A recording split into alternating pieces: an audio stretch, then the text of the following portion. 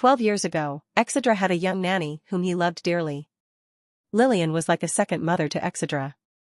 She doted on him endlessly and taught him to read and write, took him on walks on the days his body would allow, and stayed in his room to read to him when it would not. He would even sneak and try to help her with chores, which led to him forming friendships with most, if not all, of the castle staff. While Yara was by no means an absentee mother, Lillian was the person he spent the most time with as a child and had the most fond memories of. Memories that Carter inherited. One day, guests visited the castle on official business. They were Jirai and his son Jeddah. While Jirai was discussing something important for the kingdom, his son wandered off before he noticed and left the two of them to explore. He stumbled into the garden where he saw an extremely enchanting young woman. Lillian was a tiger beastkin with bright orange hair and emerald eyes to go along with her extremely well-endowed body. She gave off a feral charm that attracted men in droves. Jeddah was no different. Under the guise of a respectful and courteous young man, Jeddah approached Lillian and Exedra that day.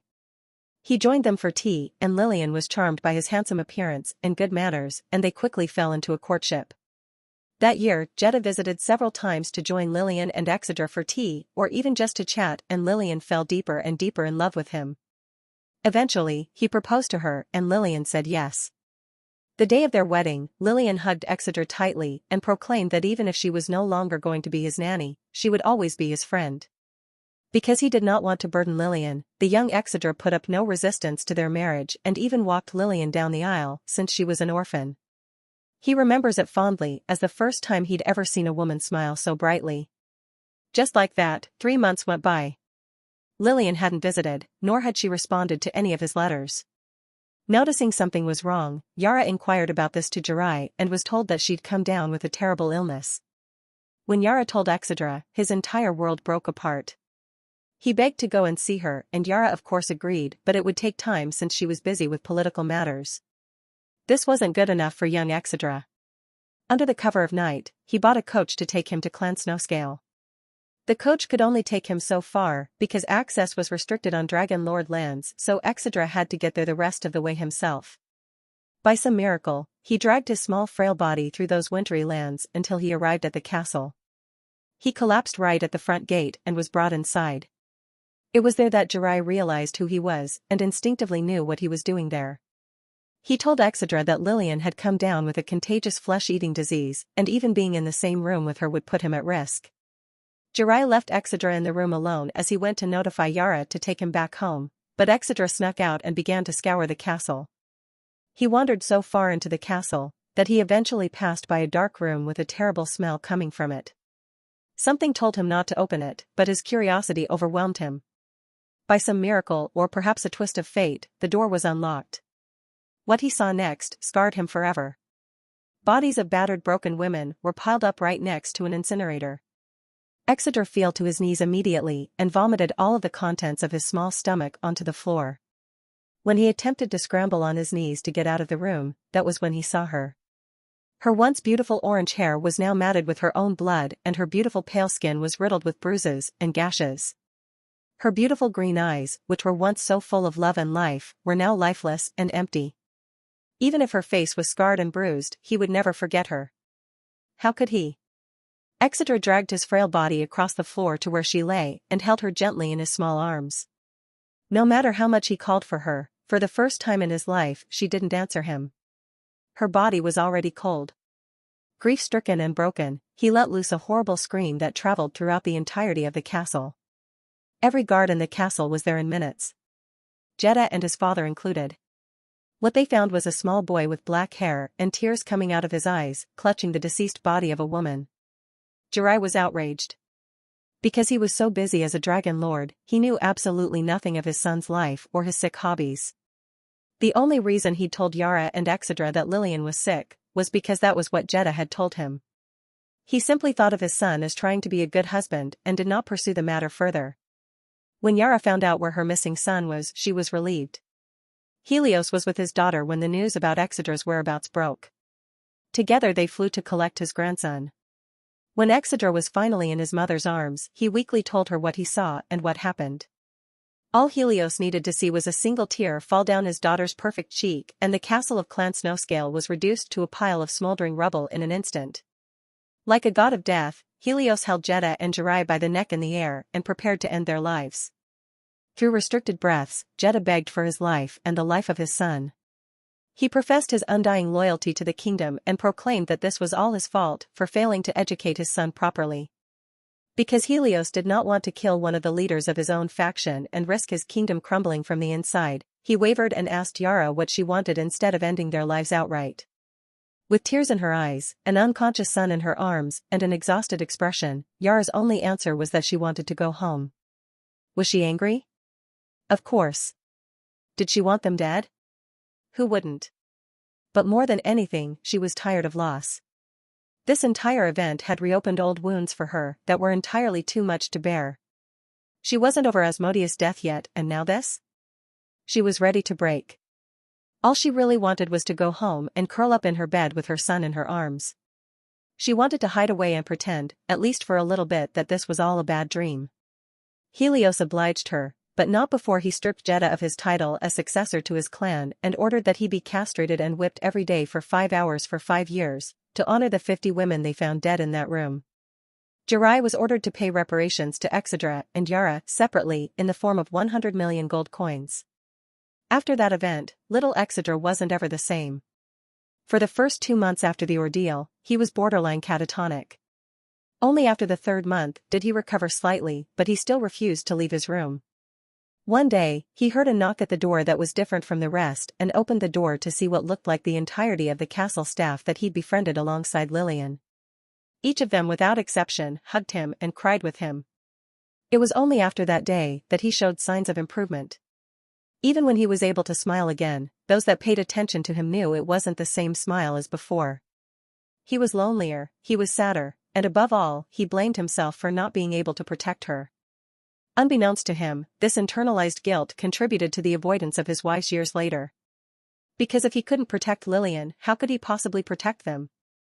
Jeddah's punishment was of course carried out, but in a world full of magic, limbs could always be regrown.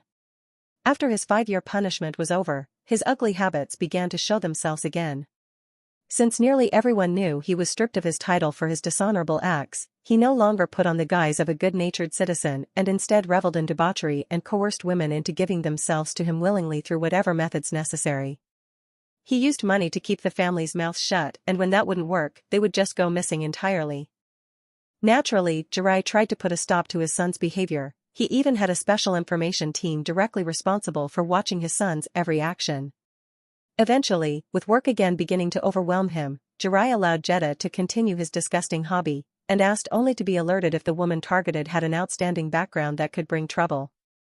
And like that, 7 years went by. Reparations were sent to Exedra and Yara, and formal apologies were given by both the father and son duo every year on the anniversary of Lillian's death. Little Exedra, who had no power to take revenge, simply accepted the apology every year and got the ordeal over with. And because Exedra seemed to be over it, Yara did not pursue the matter any further either. Only Exedra knew that he would never forget. Not for a single second. When Exedra's eyes landed on Jirai, something strange happened. His presence, his aura, his breath, it all disappeared. Mira had to look behind her to make sure she was still sitting on him, and his wives had to check to make sure he was still next to them. They weren't evolved enough to feel the sinister energy he'd compressed inside of himself. Hell, even Yara couldn't feel it. The Dragon Lords, the First Prince, the Witch Queen and the Vampire Queen were the only ones who could sense the energy boiling within Exedra's body. Unconsciously, they all took a step back and placed their hands on their weapons if they had them. It was as if the Grim Reaper's scythe was now hanging over their necks. Mira, my child. Exedra's voice was so different from normal, it sent shivers down the spines of everyone in the room. Mira looked at her father with an anticipatory look and waited for his instructions. Go cover your mother's eyes, okay? Mira instinctively knew he was talking about Becca and went and sat in her lap and covered her eyes with her little fingers. Lisa was shaking. The one person she never wanted to see was here in front of her once again. She felt a hand on her shoulder and looked to see Exedra giving her a warm look before he planted a small kiss on her forehead that eased her nerves. You bastard. You dare to touch what's mine in front of me? Jeddah was walking forward and ice magic had begun to gather at his fingertips. Jirai appeared in front of his son in a flash to stop him. Idiot. What the hell do you think you're? Let him go. Exedra's voice was unfathomably cold and regal. Jedha almost obeyed, but a third-level evolved dragon has enough willpower to resist Exedra's charm spell. I don't know what's wrong with him, please excuse us, we are leaving immediately. Exedra said nothing, and with a wave of his hand, pitch-black chains covered in red miasma shot out from Jiraiya's shadow and pinned him to the floor. What is this? Jiraiya could feel his strength being sapped as the chains dug into his skin and immediately began to try to escape. Exedra knew that his chains would only hold a third stage for a few seconds at best. But a single second was all he would need. Glimpse of oblivion. When Jedha opened his eyes, he was in a black space, with a red moon above him. What the hell is this? His magic didn't work, he couldn't shift, and his body felt terribly slow and fragile. He was powerless here. For a species that is used to being the apex predator like dragons, there is no worse fate. He could struggle and he could scream, but it would change nothing. I wonder if this is how they felt. Came a cold voice from the shadows. Bastard, who are you? What did you do to me? So you didn't recognize me before you started screaming my wife's name like a mad fool. Wife. Listen here, bastard, that lesser bitch is mine, so arghh. Jedha had barely gotten the words out of his mouth before tendrils of shadow pierced his legs and brought him to his knees. MMH. MMPH. He tried to let out even more screams of pain, but his mouth had suddenly disappeared from his face. You do not deserve to speak. Not now, nor ever again. Suddenly, out of the shadows, came a very small child. He looked to be no older than 5, with long black hair, bright yellow eyes, and bright bronze skin. Exedra? Jedha was horrified. Why does he look like a child again? What happened for this brat to suddenly gain this kind of power? Was this some kind of trick? This is what he looked like the day he found her. He? So was Exedra not doing this? Jedha was getting more confused by the second. You know, since I took this body, I thought he was completely gone and only I remained. Exedra materialized a small rubber ball and a chair and took a seat while bouncing it on the ground. But when I saw you, I felt him. I felt an anger that was not entirely my own, screaming to get out and tear you limb from limb. At his command, hands rose out of the ground and began to rip Jedha's flesh and limbs from his body, only for him to regrow them a second later. MMH. MMPH. Jedha's muffled screams fell in deaf ears as Exedra watched him with a blank look. Truthfully, he didn't want to watch something like this.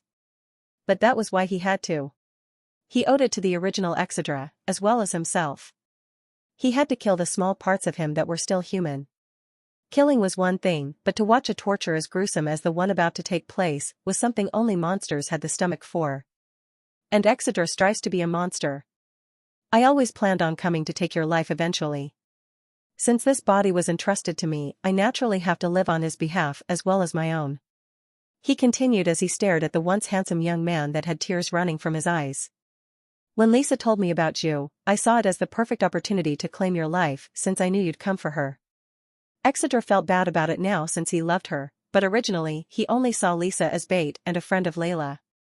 While he couldn't change the past, he could always make up for it in the future. However, I didn't know it'd be so soon. Fate is really something, isn't she? Exedra's childlike face broke out into a smile that was not in the slightest bit cute. Slowly the hands retracted back into the ground and Jedha looked at the young Exedra with pleading eyes. In this space, Exedra had complete control of all laws and matter. The entire time Jedha was being tortured, Exedra made sure that his nerve endings were extra sensitive and could even hold his mind together so that it did not break from the unimaginable pain. I want you to know why this is happening. The small child rose from his seat and grabbed the adult dragon by his hair so that they were looking eye to eye. This is because you coveted someone that belonged to him, and because you coveted someone that belongs to me. Pow! With a kick from his dainty legs, Exedra sent Jedha flying back several feet into the air before crashing helplessly onto the ground. Appearing beside him, Exedra placed his foot on his head before continuing. 3 months. You abused Lillian for 3 entire months before she died. Jedha wanted to apologize. He wanted to scream that it was an accident, that he didn't mean it and that he was just sick. Whatever would help him escape this nightmare. Snap.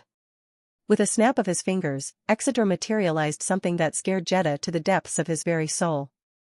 Ogres. Everywhere Jeddah looked, there were 6-feet-tall male ogres. When he saw the strange shape protruding from their loincloths, his eyes trembled before he prostrated to Exedra and silently begged him not to do this. He banged his head against the ground several times to show his sincerity and desperation. 3 months. Exedra scoffed before he turned his back on Jeddah as the ogres closed in on him. I'll break you in 3 weeks. 3 weeks later, in the inner realm. Jeddah lay naked on the ground, a filthy bloody mess. For 3 entire weeks, he was tortured in every way Exedra could think of. Rape, dismemberment, electroshock, whips, drowning, he tried it all.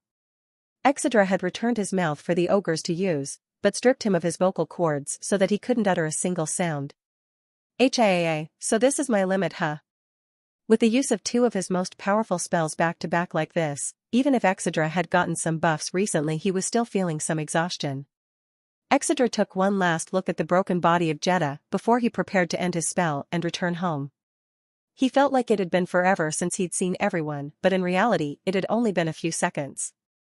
We did it, Lillian. I'm sorry it took us so long, please rest well now. Exedra brought his hand to his breast, where he felt a warm feeling inside his heart and smiled faintly. With that, the entire space shimmered before it cracked and disappeared. When Exedra's mind came back to the real world, the first thing he noticed was the sensation of needles piercing his left eye. Unwilling to cry out, he simply ground his teeth as a single tear of blood slid down his cheek. Like a puppet with its strings cut, Jeddah fell to his knees. With a look of pure horror, he uttered one final word before he lost consciousness. Monster. Bang. The chains binding Jirai finally snapped and he rushed to check on his injured son. Jeddah? Jeddah. Wake up, son. Jirai looked toward Exedra and saw he had a blank expression and his anger burst forward. You. What did you do? Exedra's cold eyes lingered on Jeddah's crumpled body before he looked into Jirai's hate-filled ones. Not nearly enough. Boom. An icy pressure exploded from Jirai's body and turned the ground beneath him into pure ice. A violent snowstorm whipped up around the room with Jirai at its center. Yara, Layla, and Iori conjured magic barriers to protect the guests from the brutal cold while the Dragon Lords tried to reason with their fellow ruler.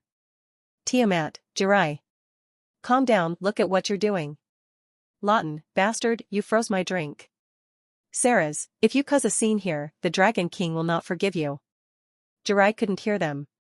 His son's soul was damaged terribly, with his body not far behind.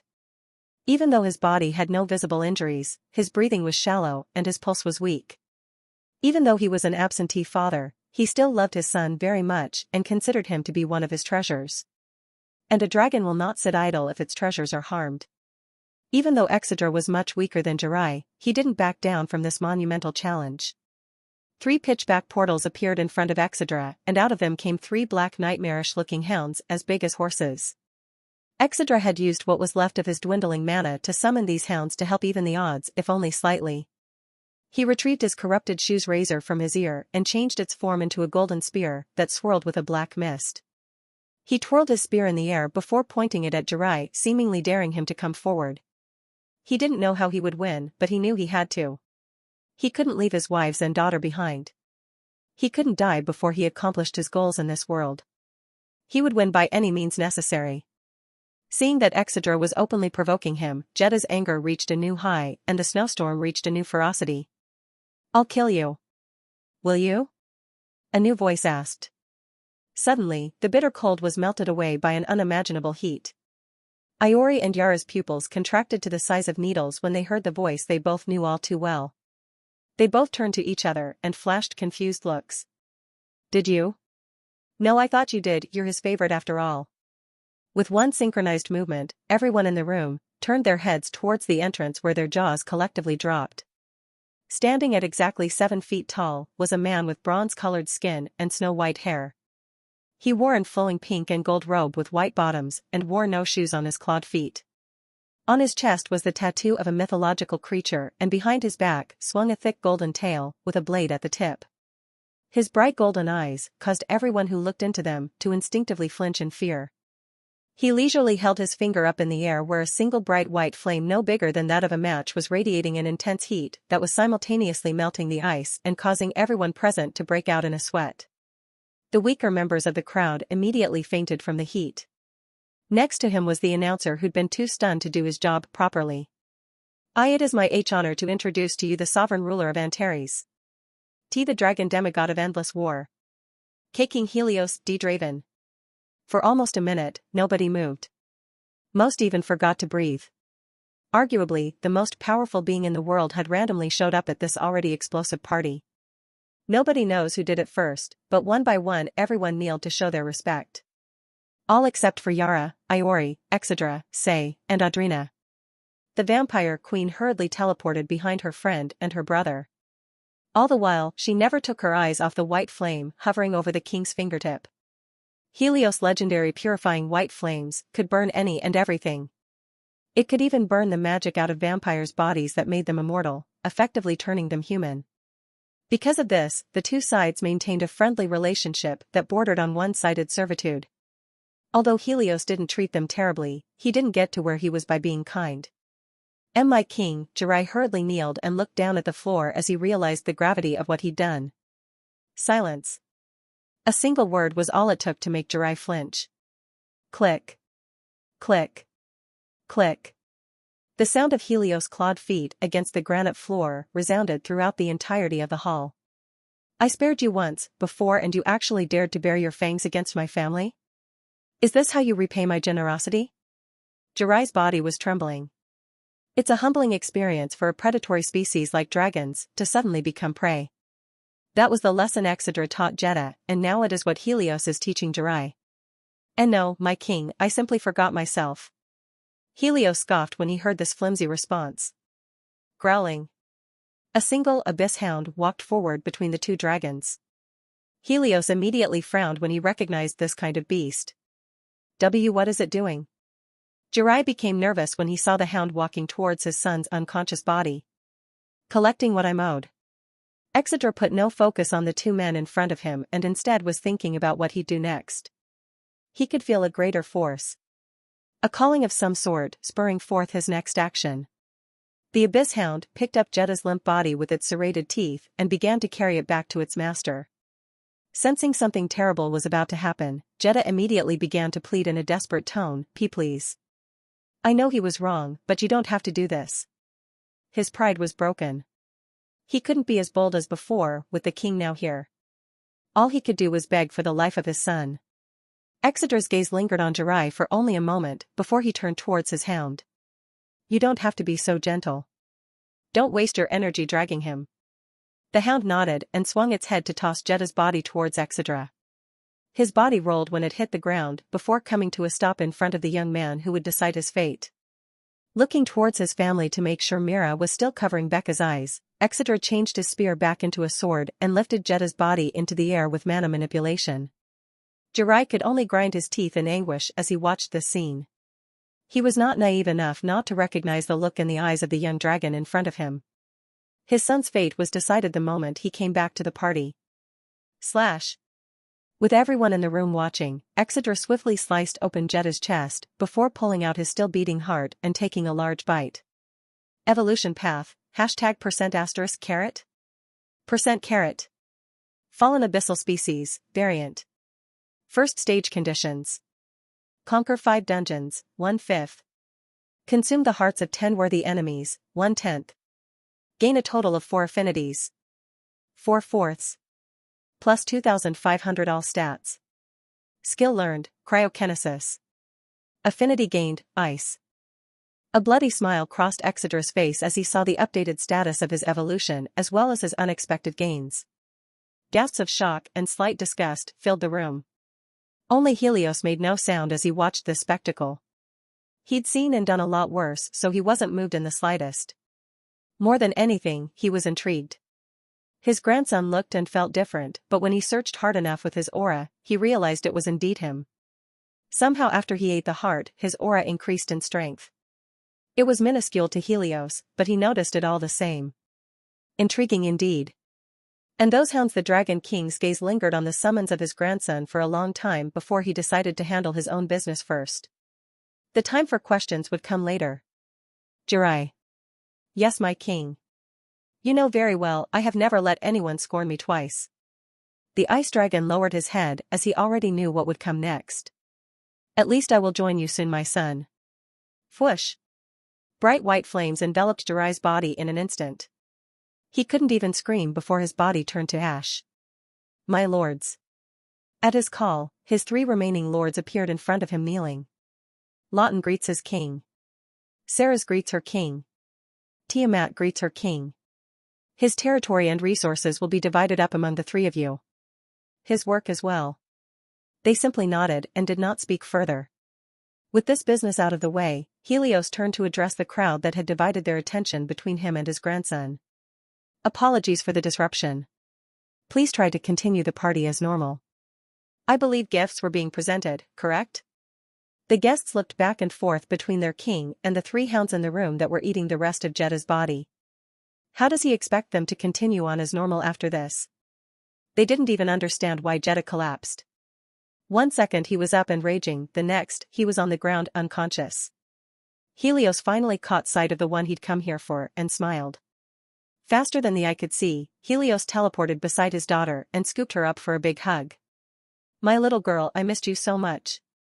It's only been 2 weeks. She struggled to breathe through her father's bare hug that could crush anything under the sun. 2 weeks too long. Separating from her, he turned and clasped Iori's shoulder and gave him a smile. You look well, son. How long has it been? A vein bulged in Iori's head when he once again saw the difference in treatment between he and his sister. Wasn't this too blatant? 6 months old, man. He finally answered.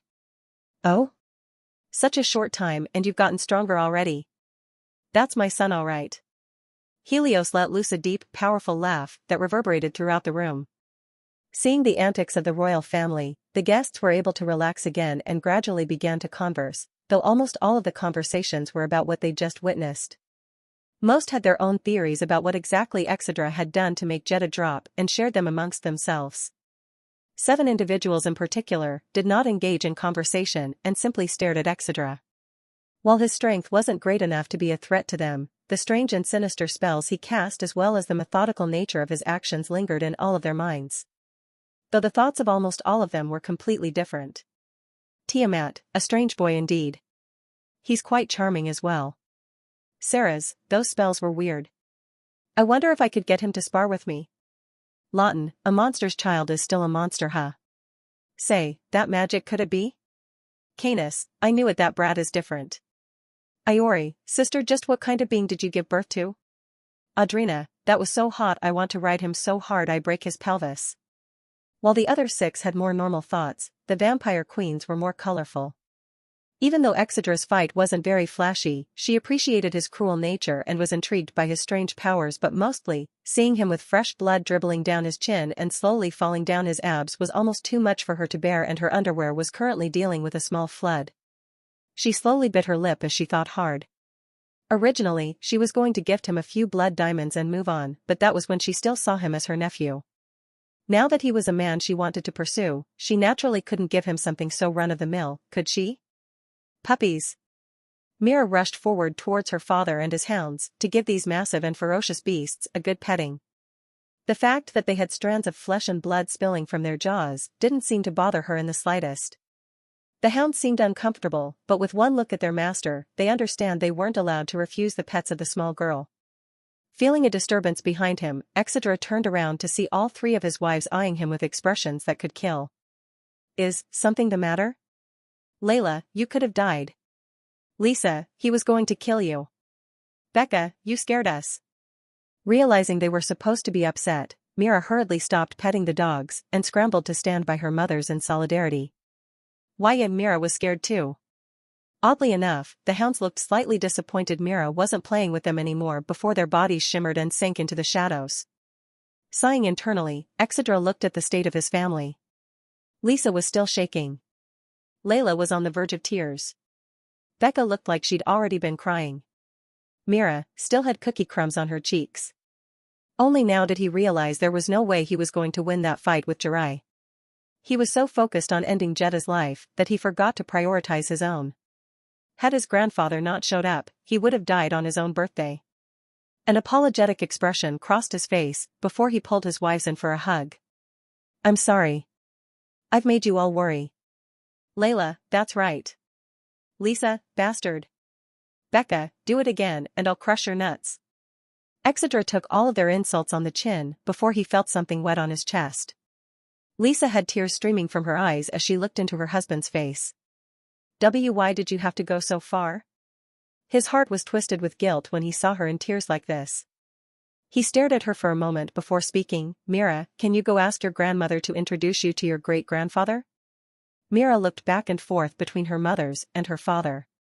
Seeing them nod at her, she walked over to go meet her other new family members, leaving her father an opportunity to come clean. Lisa, when I met you, I didn't have pure intentions. What do you mean? Lisa's voice sounded slightly horrified. With a sigh, Exedra told his three wives the story of Lillian.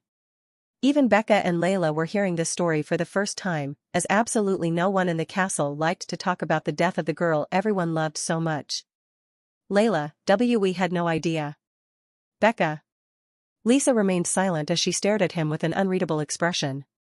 Seeing this new look on his wife's face, Exedra's cold heart began to beat rapidly. Although their time together had been brief, he had truly come to care about her. The past week leading up to the party, he'd been observing her from a distance and fallen more and more for her as the days went on. She was kind, beautiful, intelligent and of course great with Mira. He had nothing but pure intentions for her now. But he wasn't sure if his confession would jeopardize the relationship he wanted with her. Lisa could hear Exeter's rapidly increasing heartbeat and she smiled when she realized he was afraid of what her reaction would be. After a long silence, she finally said, "It's okay. It might have taken me a long time, but I realized you meant everything you ever told me. And as for how you saw me before, I'm not upset.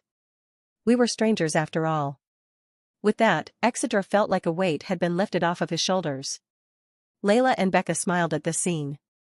He brought his head down and kissed each of his wives and put bright smiles on all of their faces. "You got one of those for me too?" With a frown, Exeter turned to see Audrina standing behind him with an expectant gaze and a seductive appearance. "No." His reply was swift and without any hesitation. The vampire queen faltered slightly when she heard this, but persistently continued. "Oh? Don't be so cold, little dragon, it's just one little key dash." "Layla," he said no. "Becca, bitch." Lisa looked back and forth between her friends and her husband. What exactly did he do to those girls to make them so crazy they don't even care about offending a sixth stage who is also a queen? "I want to find out," she thought with a blush before she looked at Exedra with a look of anticipation. Exedra knew he had to step in before another incident broke out at this party, so he begrudgingly played peacemaker. "All right, girls, be nice. I'm sure she was just joking." He patted the girls' heads to calm them down while also using his powers as an incubus to imbue a small pleasant sensation at the point of contact. Epsilon upsilon dot. "Right, Auntie?" he asked, hoping to end this mess once and for all. He was actually slightly uncomfortable. The purple aura radiating off her body was so dark it was almost black. He was honestly surprised she hadn't tried to rape him already. He just hoped he'd be lucky enough to get her to take the hint and not aggravate his wives further. "HM? No, I'm not joking, I actually have my eye on you, you know." He always did have shit luck. She began to walk towards him and delicately placed her hand on his chest. "That's why for your birthday I decided to give you, me." She flashed him a charming smile that could make even a devout man of faith abandon his principles and spend the rest of his life as her toy. Slash. With a quick motion, Becca cleanly sliced off the vampire's hand with her claws. Audrina paid this no mind as it grew back in under a second. If she felt any pain from her sudden dismemberment, she surely didn't show it. Just to aggravate them even further, she returned her hand to its original position and dragged it lower and lower. "Oh, come on now, girls, don't be like that. Such an exquisite man shouldn't be yours to keep alone," she teased. Layla/Becca, the hell he shouldn't. Enough. Exeter's cold voice had returned, surprising and arousing all women present. He removed the hand of the vampire queen from his body before he looked her in her eyes. "There is something that I need from you, but it's not your body." "Oh? And what might this handsome man need from me?" She was inwardly ecstatic. Surely him needing something from her must be an excuse to get her alone, right? She knew these childish women couldn't possibly be satisfying a man of his caliber, so he'd have to come to her for a satisfying release. Exedra looked around briefly. This really wasn't the place to discuss such sensitive matters. Tomorrow morning. We'll meet in the gardens. With that, Exedra walked away with his wives, leaving Audrina behind. A crazed smile broke out across her face and her mind, because filled with impure thoughts. With a dreamy look in her eye and a hazy voice she muttered, "In the middle of a garden, he's so bold and romantic." As Exedra walked towards the drink table to ease his headache, his wives began to follow him before Becca and Layla gave each other knowing looks and executed their plan. Eep. With a yelp, the unsuspecting Lisa was tugged by both of her arms to a corner in the ballroom. What's the matter, girls? Lisa's voice was slightly fearful as she looked at the two women she'd become close to in such a short time, giving her intense glares. Becca, why didn't you say anything? Layla, he's your husband too, why are you letting that blood-sucking bitch flirt with him? Well, even if our relationship has improved slightly, it's still not a normal one, so do I have the right to say anything? The dragoness looked down at the floor as if she could not bear to look the two women in the eye. Of course she didn't want women around her husband, but she believed of all people shouldn't be allowed to have a say. As Lisa explained the reason for her inaction, Becca and Layla gave each other knowing looks before mischievous smiles crossed their faces. Layla, is that all? Becca, let's fix that. Oblivious to what his wives were planning, Exedra walked towards the balcony to clear his mind. While nothing was wrong per se, he wasn't that big of a people person, so being around all of these guests for so long was becoming suffocating. As he inhaled cool night air into his lungs, he suddenly heard movement behind him. Helios was standing behind him, holding a sleeping Mira in his arms, and accompanied by his three lords. For a while, nobody said anything. The two men simply stared at each other without uttering a single word. Inwardly, Helios was impressed. As king and a sixth stage being, he was used to people either being nervous or greedy in his presence. Those were the two responses most common to him, and over the centuries, they became the ones he was the most used to. Either they were foolish enough to believe they could somehow coerce treasures from him, or they were inwardly so terrified they were almost out of their minds. But here in front of him now his grandson stands, not afraid, not greedy, and not flinching. He liked that a lot. Previously he never paid much attention to his grandson, even though he was the son of his beloved daughter, he could instinctively feel a weakness inside of him that he found unsavory for a dragon and for a man. But now he could feel a strength emanating from him that was unyielding and uncompromising. And then those spells. With a bright toothy smile, the Dragon King was the first to break the silence. Happy birthday, grandson. Let's talk, shall we?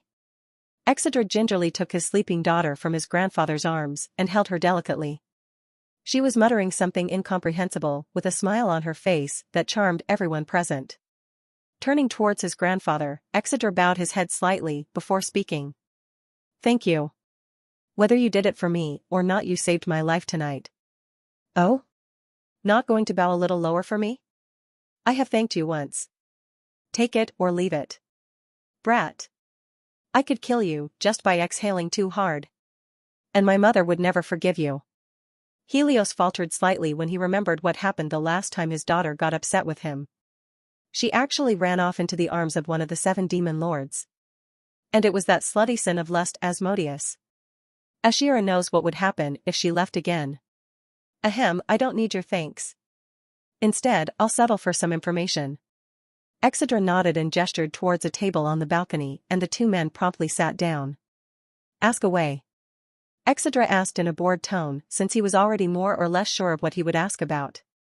Those hounds, where did you learn to call for those wretched beasts? Helios asked through gritted teeth. He wouldn't forget those animals as long as he lived. They had almost killed him thousands of years ago when he was much weaker. And when he remembered the being that had called for them, his already fiery blood boiled even further when he remembered the humiliation he'd suffered on that day. While Exedra's were incomparably weaker, the beast's trademark of being absolutely fearless was no different. They even dared to growl at him even though he could crush them like ants. Exedra thought for a long time about what he should say. The answers to why he could do the things he could do were always long and unnecessarily complicated, so he didn't want to explain fully unless it was absolutely necessary. Exedra answered plainly. I only know that occasionally when I try to learn a spell, a completely different one will be imprinted in my mind. I learned the spell to call the hounds when I was trying to learn to summon a Fenris spirit. I don't even really know what they are. While that was surprising, Helios relaxed some when he heard this answer and instead posed another question. Then what do you know of a being known as Fatum? Nothing. Helios eyed Exeter calmly to discern whether he was lying. As he watched his grandson silently stroke his sleeping daughter's hair, he could see no traces of deceit and accepted his answer. Want to tell me who he is? Exeter asked without taking his eyes off his daughter. Helios thought about it for a whole as he gazed at the moon with a complicated expression in his eye. The topic of this man seemed to have brought up many unpleasant memories, and after a while he got up and prepared to leave. Fifth stage. We'll talk over a drink. Exeter was still too young and weak to know certain things. Even if Helios told him, the world had ways of making sure that certain things remained unknown. As he was walking away, Exeter called out to him. Wait. Didn't get a gift from you. Helios nearly spat blood when he heard his grandson's request. Wasn't he being too shameless? I saved your life. Didn't ask you to. Greedy bastard. I'm a dragon. That's. Helios' voice trailed off as he realized greed was indeed in their blood and simply rolled his eyes in frustration. Fine. Because you impressed me today, I will grant you one request as long as it's not something exorbitant. For the first time, Helios saw a charming smile spread across the lips of his grandson. 2 hours later. POV, Exedra m square root epsilon upsilon dot. After the party finally ended, I returned to my room after putting Mira down for bed. I was sitting at my desk writing down a list of names. These were the men and women who'd uttered something unsavory about Lisa tonight, and I planned on using my influence as a member of the royal family to make their lives incredibly difficult. While something in me was screaming to just kill them outright, I couldn't risk destabilizing the kingdom to make a point. Although a few shouldn't hurt. I looked around my empty room and noticed my wives still weren't here. They usually beat me in here since they're so excited for night activities.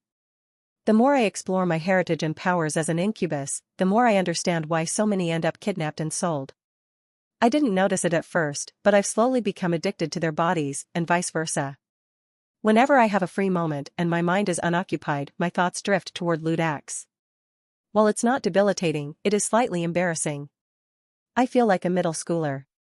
What could possibly be taking them so long? Click. Suddenly, I heard the sound of the door unlocking and turned around to see all three of my wives entering the room. Hello. Lisa waved nervously. What's the matter? Why do you seem so nervous? Instead of answering, Lisa faced the ground as a bright red blush spread across her cheeks. Layla took it upon herself to explain for the shy Lisa and pushed her forward with a smile on her face. She's going to be sleeping with us from now on. Oh? Yep. Becca enthusiastically began to strip Lisa's clothes off before pushing her into my arms. Eep. As I looked down at Lisa, who was shaking slightly in my arms, I found her incredibly beautiful. I tilted her chin upwards and planted a firm kiss on her lips. She shuddered slightly in my grasp before she relaxed and I slipped my tongue into her mouth. Are you sure you want this? I asked her calmly after our kiss broke. I could feel her heart beating rapidly against my body and I could feel her starting to heat up. Lisa turned to see Layla and Becca undressing and was slightly flustered as she admired their sensual bodies. She wriggled out of my grasp and promptly walked to the nightstand by the bed and picked up a bottle of wine. With the three of us watching with wide eyes, she proceeded to gulp down the entire bottle in under 30 seconds. Layla, wow. Becca, do you think she's less nervous now? Huh. Lisa withdrew the now empty bottle from her plump lips and looked over all of us once again. After she dragged her gaze over the three of us for a few seconds without saying anything, she proceeded to uncork another bottle of wine and down that one too. While she was slowly falling into alcoholism, I was able to get a good look at her body. Before, Becca and Layla stripped her and just threw her into my arms so I couldn't admire her, but now that I am, I realize her charm is in no way below theirs. Might even be slightly above. Her body was filled out nicely and there was no signs of her aging. Her large breasts were tipped with beautiful warm pink nipples, and between her gorgeous plump thighs was a small patch of neatly trimmed brown hair. After her second bottle, she looked at me ravenously with her half-lidded eyes and rosy cheeks. She walked towards me and stopped only when she was at arm's length away.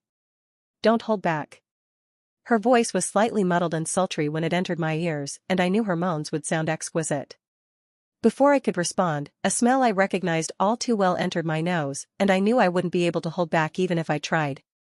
I felt my body heating up and my mind becoming cloudy from the effects of Lisa's pheromones, but there was something wrong. The effects feel so much stronger this time. Even if she didn't ask, there's no way I would have been able to take it easy on them tonight. General POV. Gradually, Exedra's body began to change as he shrugged off his clothes. His hair turned back and grew until it touched the floor, and his tattoos began to glow a vibrant purple. Exedra's tattoos were special in ways he hadn't discovered yet.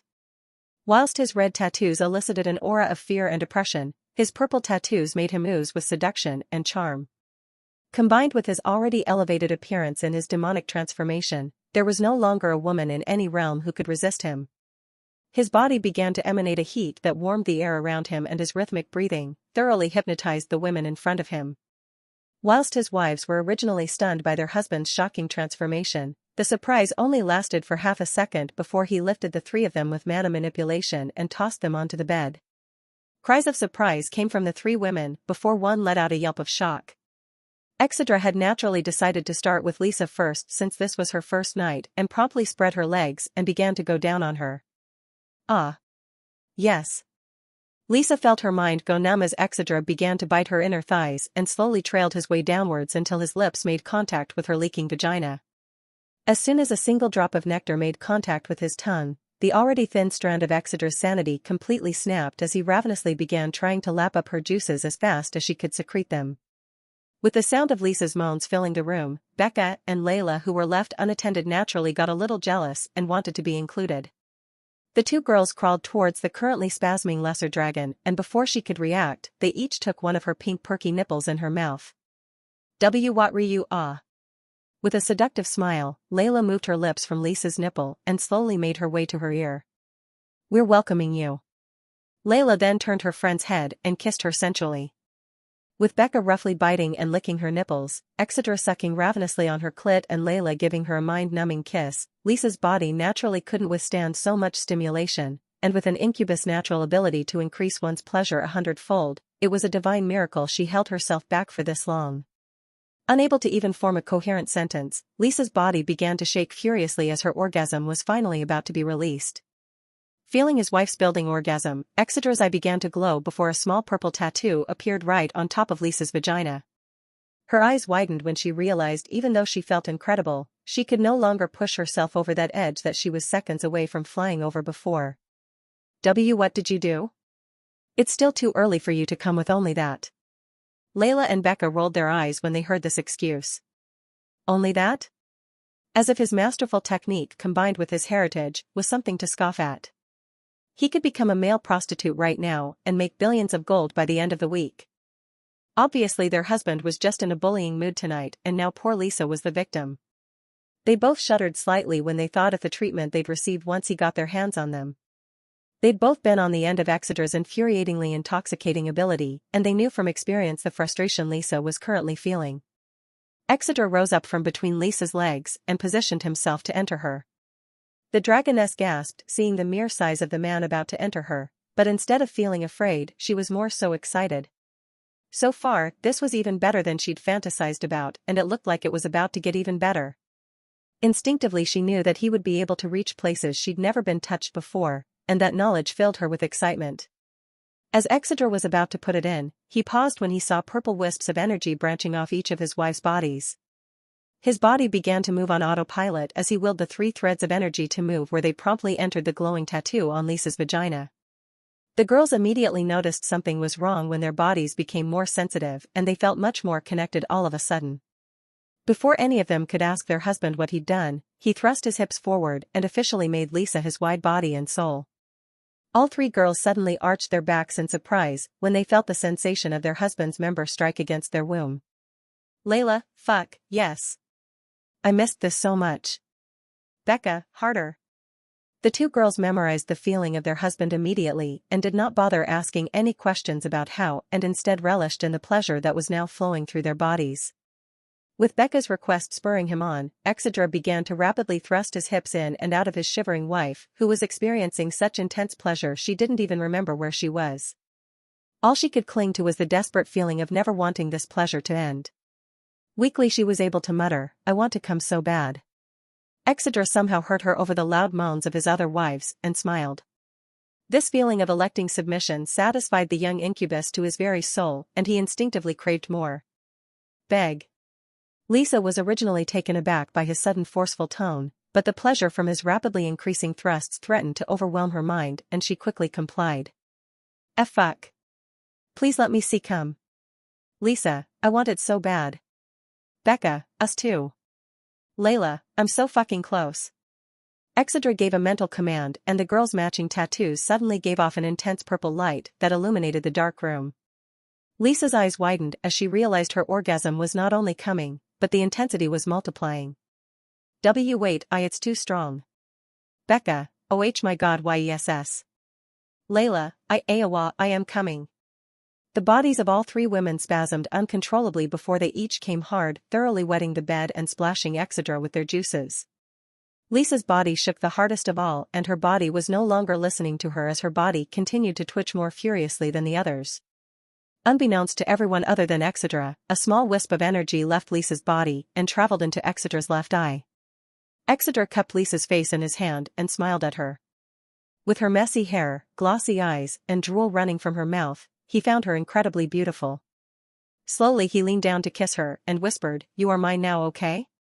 A single tear fell from Lisa's eye as she gazed at the man she'd come to love. Yes. Exedra smiled before he lifted her limp body and put her in a new position. He still hadn't gotten to finish yet after all. Unbeknownst to the four of them, in the corner of the room a shadow that was not connected to anything flickered rapidly as it watched the lovers embrace each other. When Exedra opened his eyes again, he was in a black and gold space, floating about aimlessly. While normally when he went to places like this, he felt annoyed and even slightly angry, but for some reason he felt almost at peace here. When he focused his eyes, he realized the black parts of the world were various ruins of unknown origins, and the gold seemed to be entire worlds. So, you've discovered my final gift. Exedra heard a voice he recognized all too well, coming from behind him. When he turned, he could now see so clearly the being who had gifted him all of this power and an exciting new life. He was a man, and yet he wasn't complete. He was a tree, and yet he looked rotten. Whilst Exedra had promised himself to never end up on his knees again, the feeling of worship this being could elicit from him made him want to take those words back. He felt that this being alone was worthy of kneeling to. He almost did it, but a small spark in his mind prevented him from bowing his head to this being. With a resolute mind once more, Exedra gazed at the deity before asking the burning question in his mind. Who are you? I am but a messenger acting on behalf of another. This revelation stunned Exedra. This monumentally powerful being was only a simple messenger? Then who's the one pulling the strings? I am not a puppet, mortal. You can read my mind? This space is my creation and a manifestation of my being. Here, there can be no obstruction from me. Fine. Then who is the one who's responsible for everything? With a chuckle, the entity opened his ancient mouth to speak. Exedra woke up facing the ceiling of his room once more. He felt like he'd had the strangest dream imaginable, but he couldn't remember a single detail. Ruins, so many ruins. Life, so overflowing. His mind was swimming with these words that he didn't understand and couldn't get rid of. It was enough to give a lesser being an enormous headache. Give me more. I win next time. Get me pregnant. Exedra then noticed the warmth surrounding his body and remembered he was not alone. Layla and Becca lay on either side of him and Lisa was on top of him resting calmly with his member still inside of her. All three girls had the time of their lives last night and Lisa especially enjoyed herself. Since it had been years since she'd last been touched, she was not only incredibly tight but also wildly excited. After she learned how to not faint from pleasure, she quickly became the greediest of his wives when it came to sex, yet surprisingly his other two wives didn't seem to mind since Exedra's newfound ability to link their bodies never made them feel left out. The girls were just now beginning to stir and show signs of waking up soon. Wow, it's still leaking out of them. The three girls and Exedra were immediately alarmed when a new voice suddenly spoke. They all sat up and quickly looked around for the source. At the foot of the bed, the vampire queen Audrina was staring at each of them with lustful gazes. Her eyes were consistently peeking at the girls' vaginas where Exedra's sperm was still leaking out, and her gaze lingered the longest on Lisa's since Exedra was currently still inside her. While she couldn't see the length, just the girth alone terrified and aroused her. She wondered how it would feel if he entered her, and her hand unconsciously went towards her stomach. "What the hell are you doing here? What the fuck is wrong with you? I wanted to go again, you're ruining the mood." The vampire's eyes sparkled when she heard Lisa's complaint. "Oh? Can I join? Bitch. I'll kill you. Over my dead body. Touch him and you die." Exedra looked at his wives with an amused expression. Even though the vampire queen was much more powerful than all of them, they showed no signs of fear and threatened to take her life. It seemed even Lisa had developed her own fearsome tendencies, as she was now defending Exedra with a rage no one had ever seen from her before. Exedra felt very loved. Inwardly, Becca and Layla were pretty pleased with themselves. They'd successfully convinced her of the glory of their husband that should not be shared under any circumstances. Operation Indoctrinate Lisa was a success. Audrina pouted when she saw the way the girls were behaving. Weren't these girls too selfish? She was watching last night, and the pleasure these girls got to experience definitely shouldn't be kept for themselves. Audrina had several husbands over the centuries, but not one had ever made her scream like these girls had. She wanted to experience the pleasure that could make these women lose all composure and completely give in to their lust. "Boo, you girls are no fun, why don't we ask your husband what he has to say?" She proceeded to undo her purple robes and began a striptease, but Exedra stopped her midway. "Stop. Pardon?" She was absolutely taken aback. What man could possibly resist her divinely beautiful appearance? "Do you perhaps want to remove my clothes yourself? I want you to tell me why the hell you're in our room so early. I wanted to make sure you didn't forget about our date this morning." Exedra's wives threatened to explode when they heard how Audrina referred to their meeting. Seeing the rapidly growing red aura on their bodies, he quickly clarified. "It's not a date. It's an information exchange. And no, I haven't forgotten. Now would you please leave so we can enjoy our morning?" Without waiting for her answer, Exedra turned Lisa's face back towards him and kissed her. MMF. Honey why ah. While Lisa was feeling slightly flustered from having a stranger watch her have sex, the feeling of Exedra stiffening inside her quickly made her forget. Exedra cupped his hands under her ample buttocks and began to lift her up and down on his dick. Layla quickly rose up and turned her husband's head and delivers him a warm passionate kiss, while Becca kissed the spasming Lisa. Audrina watched this scene with a heart full of jealousy. As her body sank into the shadows and disappeared, she wondered what could possibly make him choose these women over her. Is she not perfect? After another hour of passionate sex, Exedra and the girls were getting ready to leave bedroom and head to the bath. Before they could go, Exedra pulled Lisa into his lap. "I have something for you." Lisa blushed when she thought of what exactly her husband might have for her. Did he want to go again? While she was more than up for it, she was starting to get hungry, you know. Seemingly out of thin air, a black stone with a white bolt of electricity in the middle appeared in Exedra's outstretched hand. Lisa's eyes widened and she thought she was going to faint when she realized what the stone was, and Layla and Becca weren't far behind. "Layla, that's. Becca, where the hell did you get another one from?" Layla/Lisa, another one? Exedra ignored their desperate questions and instead presented his gift to Lisa. This was a lightning element affinity stone that he'd bought from the system last night before going to sleep. "I hope you'll accept it as a wedding gift." Seeing that Exedra was really offering this priceless treasure to her, Lisa's eyes began to fill with tears. This man had given her more than she could even ask for and gave her all the love she could ever need. And here he was still offering her more? How could she possibly accept something so monumental? "I can't."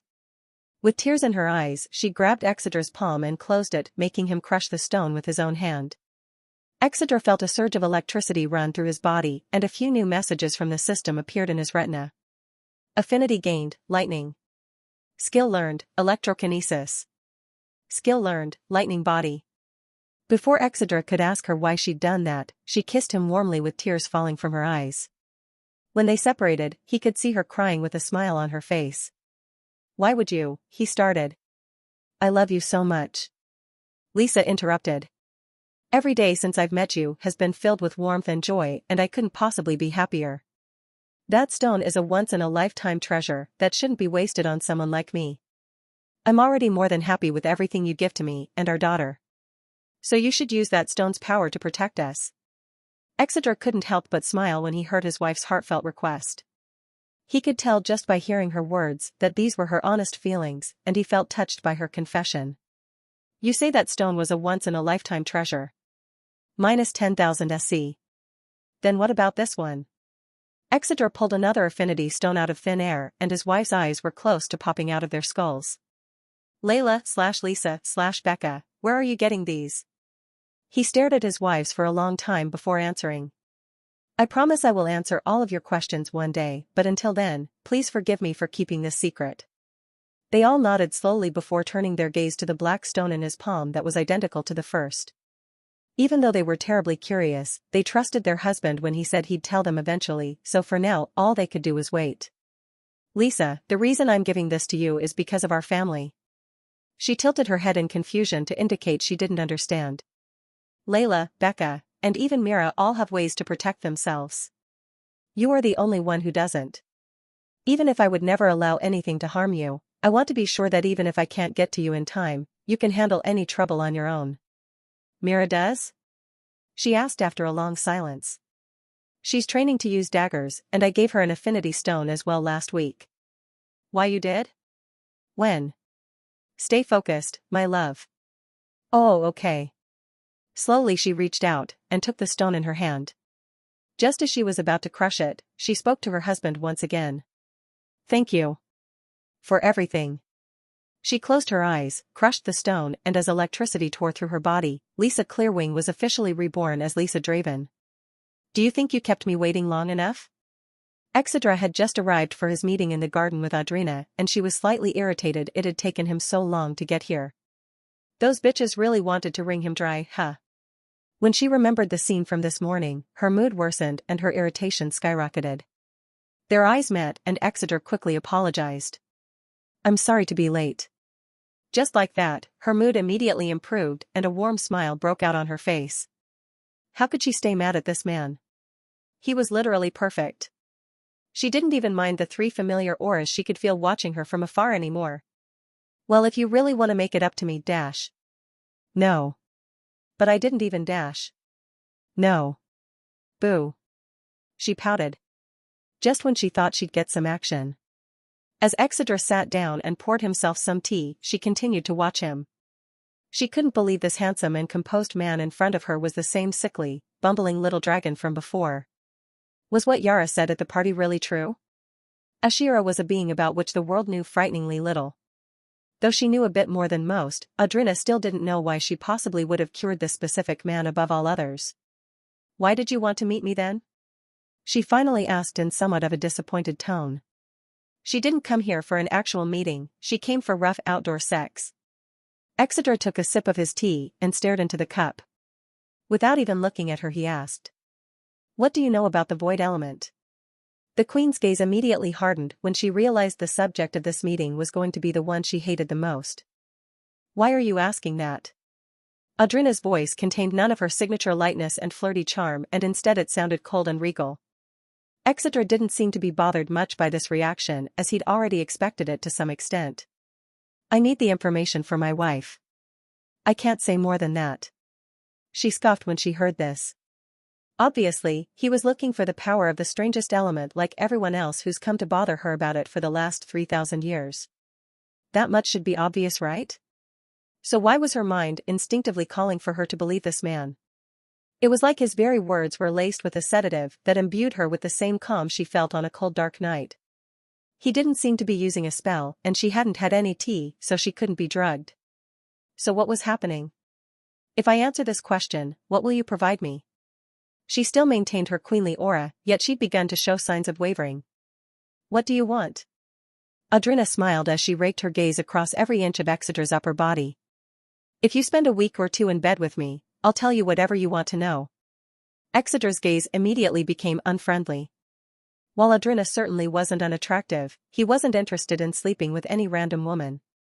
All that he cared about were his wives, and anything else was simply unnecessary. Even for a joke, you're going a bit too far, don't you think? Joke?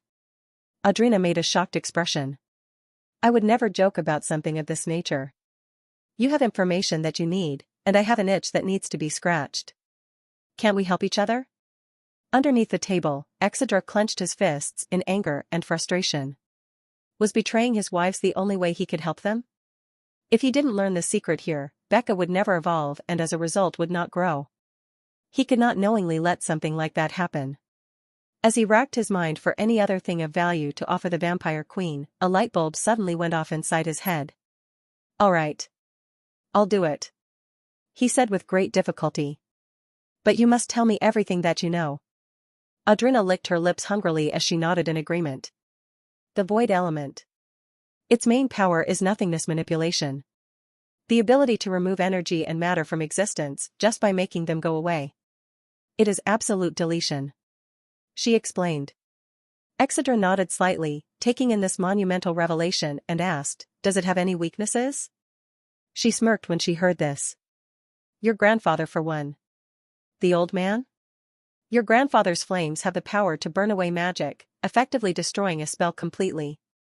Even though the void element is powerful, it is still, in essence, magic and therefore can be destroyed. How come there are no void spells being discovered? Because void magic is the only one of two elements that you must have the affinity to use. Even if someone somehow did find a spell book for a void spell, they wouldn't know what they were looking at. And if they tried to use it somehow? They could wipe out themselves and everything within 500 kilometers. Exedra calmly poured himself another cup of tea. What's the other element then? It's death magic. Don't they teach you kids anything nowadays? The young dragon fought the urge to roll his eyes when he heard the charming vampire call him a kid. Although from her perspective I guess I am. A bitter smile showed up across his face. Seeing him actually smile for the first time, all apprehension Audrina had about revealing this information totally vanished. Forget the sex she was supposed to get afterwards, this alone made it totally worth it. She still wanted to have sex though. Then how do you gain the void element? Audrina sighed. This would be the hardest part for sure. Have a darkness that can blot out the light, and is so deep and endless that eventually there is nothingness. What? That's all I know. It is the only answer about his power my father ever gave me before he disappeared.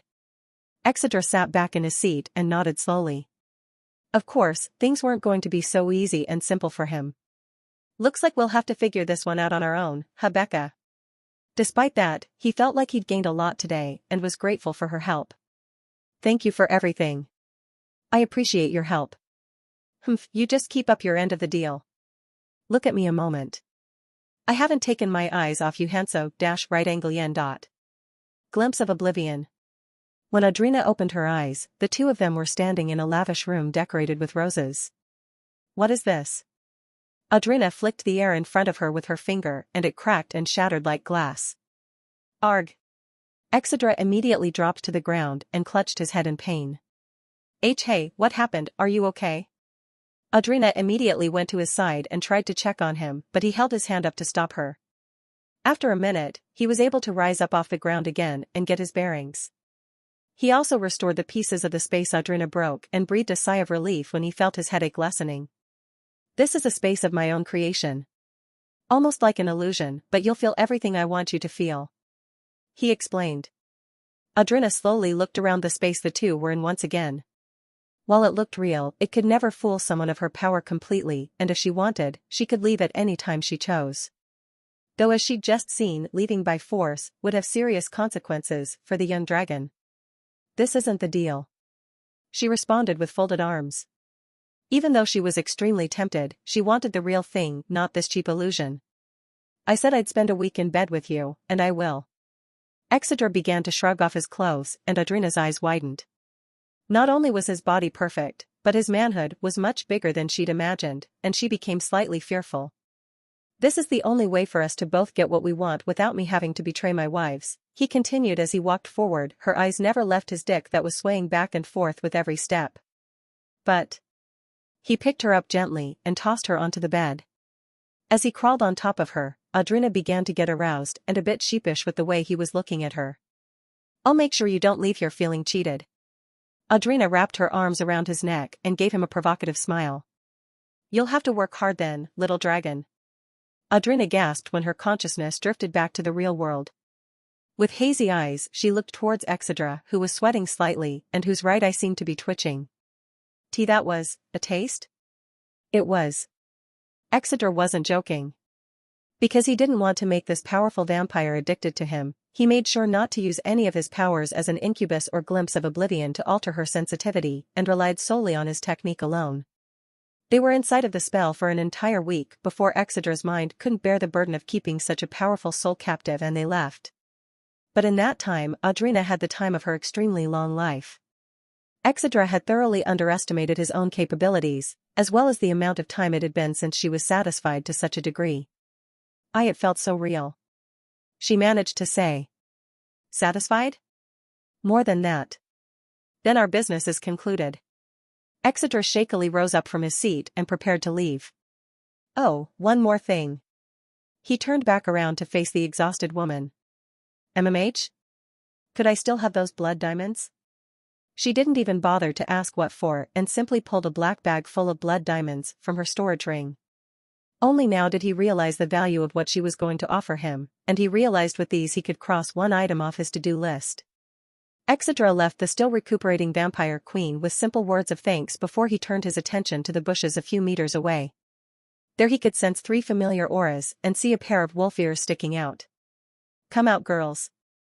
One by one, the girls poked their heads out from the bushes and gave Exedra a look like they couldn't believe they'd been caught. Of course, they had to spy on this supposed meeting their husband was attending.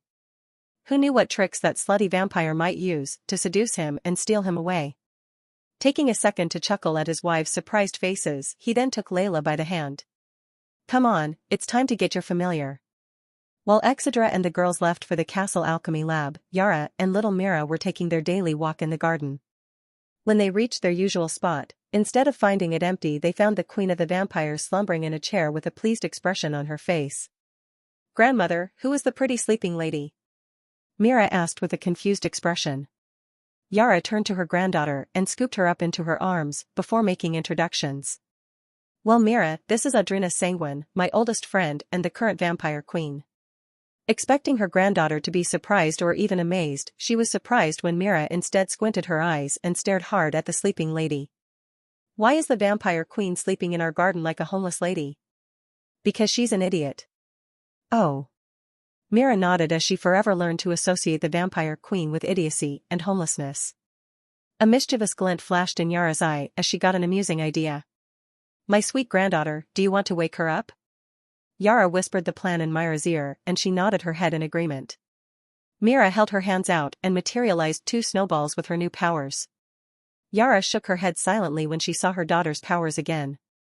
When she sensed the aura of a noble dragon from her so suddenly, she thought she might have been mistaken, but later that night her son confirmed that he'd given her a priceless treasure. His only request was that she keep the secret from Lisa until he could give her one as well, and Yara could only absent-mindedly nod her head. Where was her son getting all these treasures from? Sadly, he didn't seem to intend to give her an answer anytime soon. Mira handed a snowball to her grandmother, and prepared to throw the other one herself. 1. Yara began. 2. 3.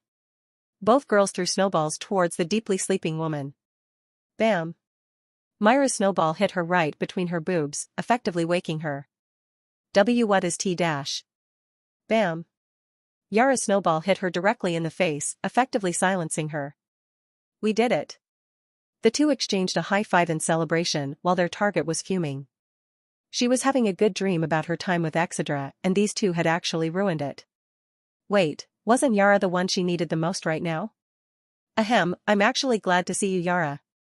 I need to talk to you about something, she said as she wiped the snow from her face and breasts. Yara gave her friend a confused look. This wasn't the reaction she was expecting at all. Curious about what could be causing her friend's strange behavior, she hurriedly sat down and pulled Mira into her lap.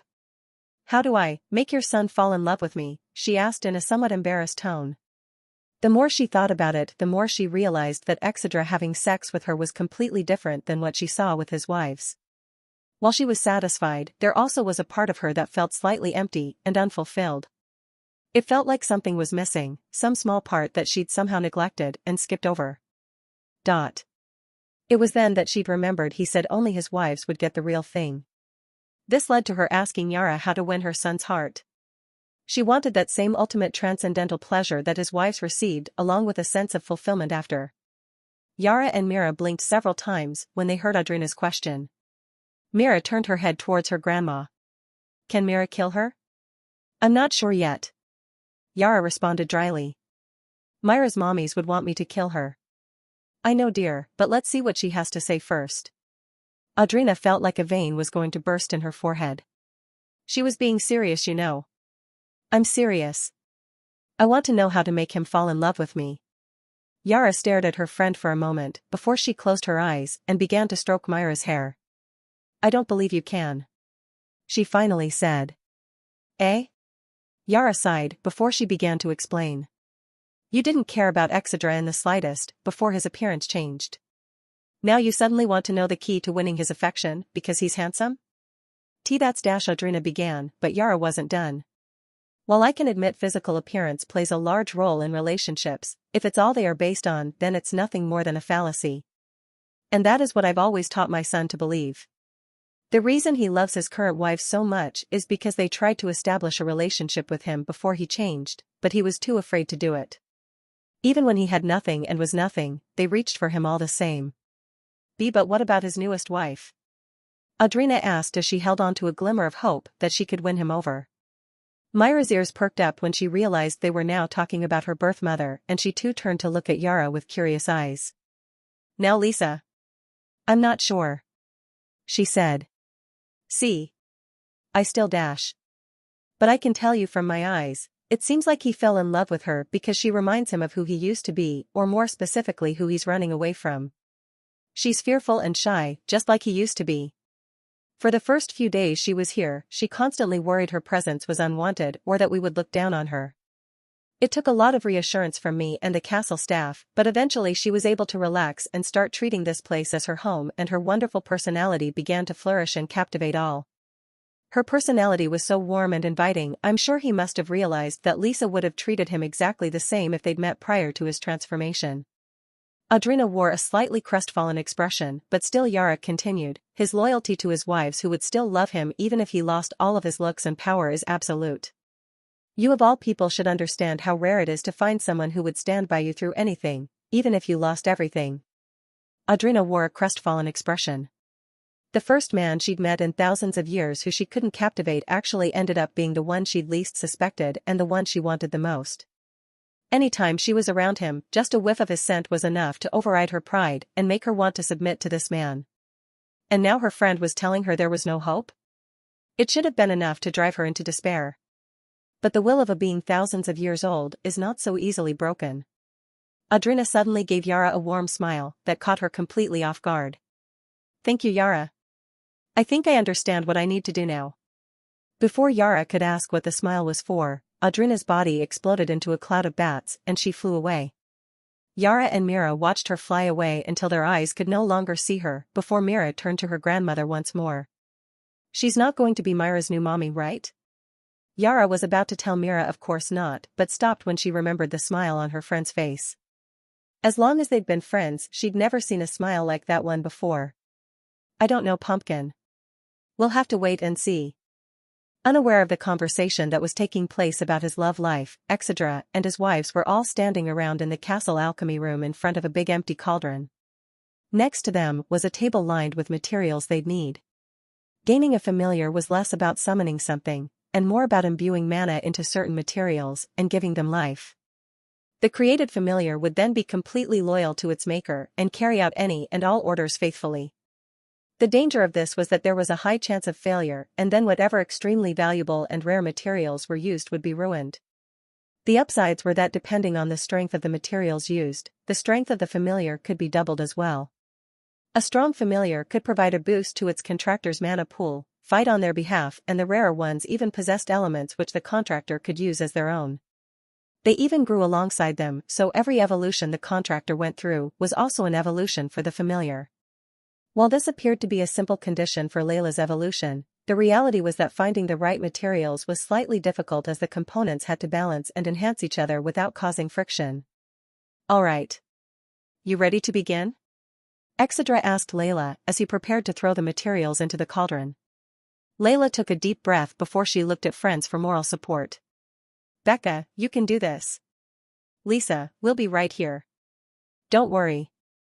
That seemed to be all she needed, and with one last nod of affirmation from her husband, they began to pour materials into the cauldron. They first started by pouring in the recently obtained blood diamonds. These special jewels from the vampire continent were basically palm-sized diamonds dyed red with human blood for hundreds of years, making them a highly valuable source of magic power. Next, they poured in the leftover snake venom from Layla's first condition. Finally, Exedra slit his own wrist and let some of his blood spill into a vase of water to dilute it before pouring it into the cauldron. Dragon blood was rich with mana and made a great ingredient, but Exedra's blood was much too potent, so steps had to be taken to avoid failure. With all of the components finally combined, Layla began chanting in an ancient language. This would undoubtedly be the hardest part of the process, as any interruptions or delays in the chant would cause the chances of failure to skyrocket. During this entire process, no one uttered a word. For several minutes, the sound of Layla's chanting was the only sound that could be heard. She had begun to sweat, and her forehead crinkled to show the difficulty of casting the spell. Slowly but surely, a small tornado of mana began to spin above the cauldron and a fierce wind blew throughout the room. At the spell's end, Layla collapsed but was quickly caught by Exedra. Did we do it? Let's find out. Exedra carried her towards the cauldron and both peered inside. Sitting at the bottom of the cauldron with blood-red scales as hard as diamonds and vibrant green eyes, was a small cobra about 23 inches long. The snake tilted its head curiously as it looked at the two above it, who were staring at him in awe. I did it! Layla's cries of joy echoed off the walls, and everyone present smiled brightly when they realized how much this meant to her. Layla had been told she was talentless and a waste, and yet she succeeded on creating a familiar on her first try. As her husband and her friends offered her their congratulations, she wriggled out of her husband's arms and reached into the cauldron to get a better look at her new familiar. The snake instinctively slithered into her hand and Layla brought it up to her face for a closer look. Mother. Guys. He spoke. He spoke. I didn't hear anything? Becca wriggled her ears to make sure they were working properly. Familiars speak telepathically, Becca. Lisa explained. Name me. The snake asked. What should I name him? The group went silent as they thought about this. Naming a familiar was a crucial step, because a weak name would limit the potential for growth of the beast. Exedra stared at the serpent for a long time. Whilst he knew what he was supposed to eventually become, a single name kept ringing in his mind. Apophis, he said after a moment of silence. He couldn't remember where exactly he'd gotten the name from, but the more he stared at the small snake, the more he felt the name fit. Oh, that's good. I like that. It's perfect. Layla turned towards her familiar once again. Okay, your name is Apophis. Suddenly, Apophis began to glow with an eerie red light. When the light disappeared, his scales were a much deeper red and his eyes were now pitch black. On Layla's forehead, a small red tattoo appeared. I'm really sleepy all of a sudden. Layla began to stumble and have a hard time speaking.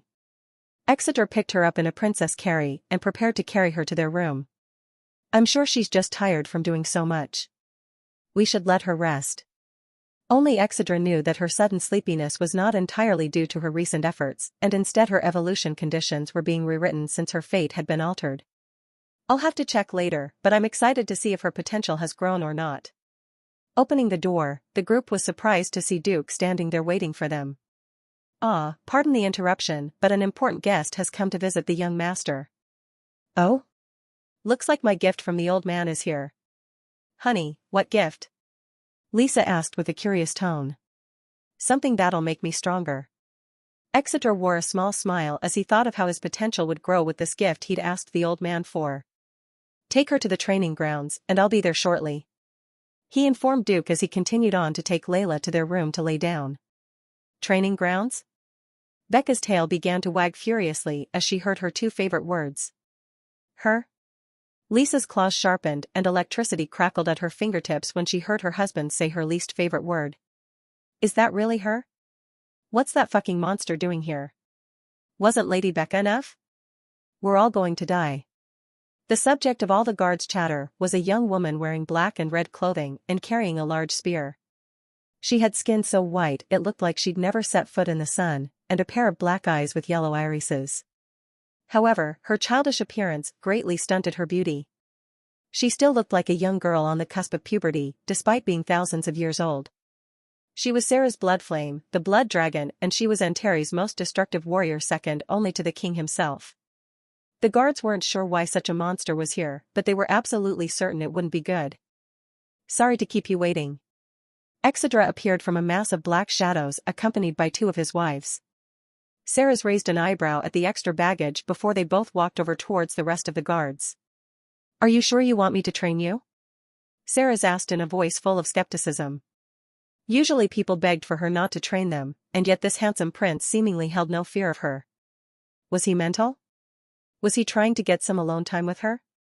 Did he not believe his grandfather would grant his request? "I am. Are you not up for it?" Exedra asked in a flat tone that inadvertently caused all hesitation to leave her body. "Is he challenging me?" He wasn't. Did he actually dare to look down on me? He didn't. Does he think just because he's handsome he can treat me like shit? He doesn't. I'll train him until he begs for death. He was fucked. Realizing he'd made a mistake when he saw an intense red aura spreading across Sarah's body, he was going to apologize but stopped when a realization dawned on him. Wouldn't it just make him better if she trained him with the intent to kill him? Because of the information revealed at the party, Exedra knew his days were about to get very hectic sooner or later. He needed to use every opportunity to better himself, no matter how much pain he had to go through. "Let's go somewhere a little more private." Sarah's voice was incredibly deep and menacing and did not fit at all with her youthful-looking appearance. Before he could react, Sarah's appeared in front of him and they vanished from the space in an instant. His wife seeing this were slightly worried, but they had been informed by their husband prior to this that he would need this training in the days coming forward. Even when he warned him that he might not return for a few days, they were sad, but they did not resist him since they understood he was doing everything to better protect them.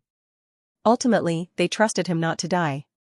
But it still wouldn't hurt to do something to distract themselves, which is why they came to the training grounds. "Alright, let's do this." Becca stretched her seductive body and loud cracks and pops were heard. Lisa put on a determined expression before she walked towards one of the weapon racks along the wall.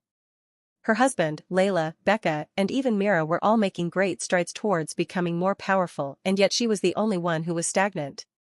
Pretty soon her daughter was going to be able to beat her in a fight, and she was only 6. Taking a deep breath, she picked up a 4-pronged spear from the wall, before standing in front of the Hellhound woman. "Please teach me well. Maybe if I do good, honey will praise me and ravage me again." "Sure, let's have fun. Maybe if I teach her well, husband will fight me and fill me after." Both girls were extremely motivated. With a flash, Exedra and Sarah's appeared in the middle of a flat mountain range, near the territory of the Bloodflame clan. The area was completely barren for several miles, and there were several wide canyons made by Sarah's when she was training. Shoving the young dragon away from her, Sarah's began making preparations to make this training space suitable for her. Spatial lock.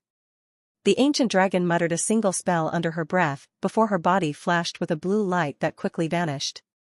"Do you believe I'll run away?" Exedra asked, confused over why she would use a spell to negate his teleportation. "Mana domination." Ignoring him, Sarah's casted another restriction spell. Exedra suddenly felt as if he could no longer use his spells, and his hypothesis was confirmed by the system. Host's mana is being forcibly suppressed by the individual Sarah's blood flame. Alert! Mana is too pure to be devoured. Restriction cannot be lifted. "You are rather annoying," Exedra muttered. Sarah seemingly took no offense to this and looked her pupil up and down. He was undoubtedly handsome, but right now, Sarah's needed to see if he had anything worth building on. And what was the best way to do that? She had to make him angry, of course. M4LZ. But after watching Exedra at the party, she knew that even when he was angry, he was adept at keeping control of himself. So she needed to infuriate him so badly that he lost all semblance of composure and flew into a blind rage. And she knew just the way to do it. Sarah's leisurely walked up towards Exedra, showing no signs of aggressive or deceitful behavior. Exedra wondered what her goal might have been, but ultimately he could not figure it out. Her eyes were firmly locked on his face, yet her aura showed that she was not overwhelmed by lust. Sarah stopped just a hair shy of her pupil and smiled at him harmlessly. Finally, Exeter couldn't take any more. "What are you dash? EY. Bang. Before Exeter knew what was happening, Sarah's had raised her dainty little leg and delivered him a swift kick in the nuts. Jaya. Exeter went down like a sack of potatoes. Human, dragon, giant, it made no difference. Sarah's had hit him in every man's weak point. However, she gained an unexpected piece of information from assaulting his manhood. Why are you so uselessly big? Your poor wives. Exeter naturally couldn't hear her as her words had only served to anger him beyond belief. Sarah's looked down to see that her pupil's body had grown a bit in height and bulk and black scales had appeared all over his body en masse. Now, he no longer cared about training or bettering himself. He just had to kill this woman in front of him even if it was the last thing he did. The frenzied dragon opened his mouth wide and released a scorching blast of purple fire that was easily over 2,000 degrees. Boom. Sarah's took the impact dead on, without even bothering to block it. Even though she'd just been hit with a wave of flames that were hot enough to incinerate a person, she still looked immaculate and even had a slightly amused smile on her face. Seeing that his flames were ineffective, Exeter shot up from the ground like a bullet and threw out a scaly fist. Boom.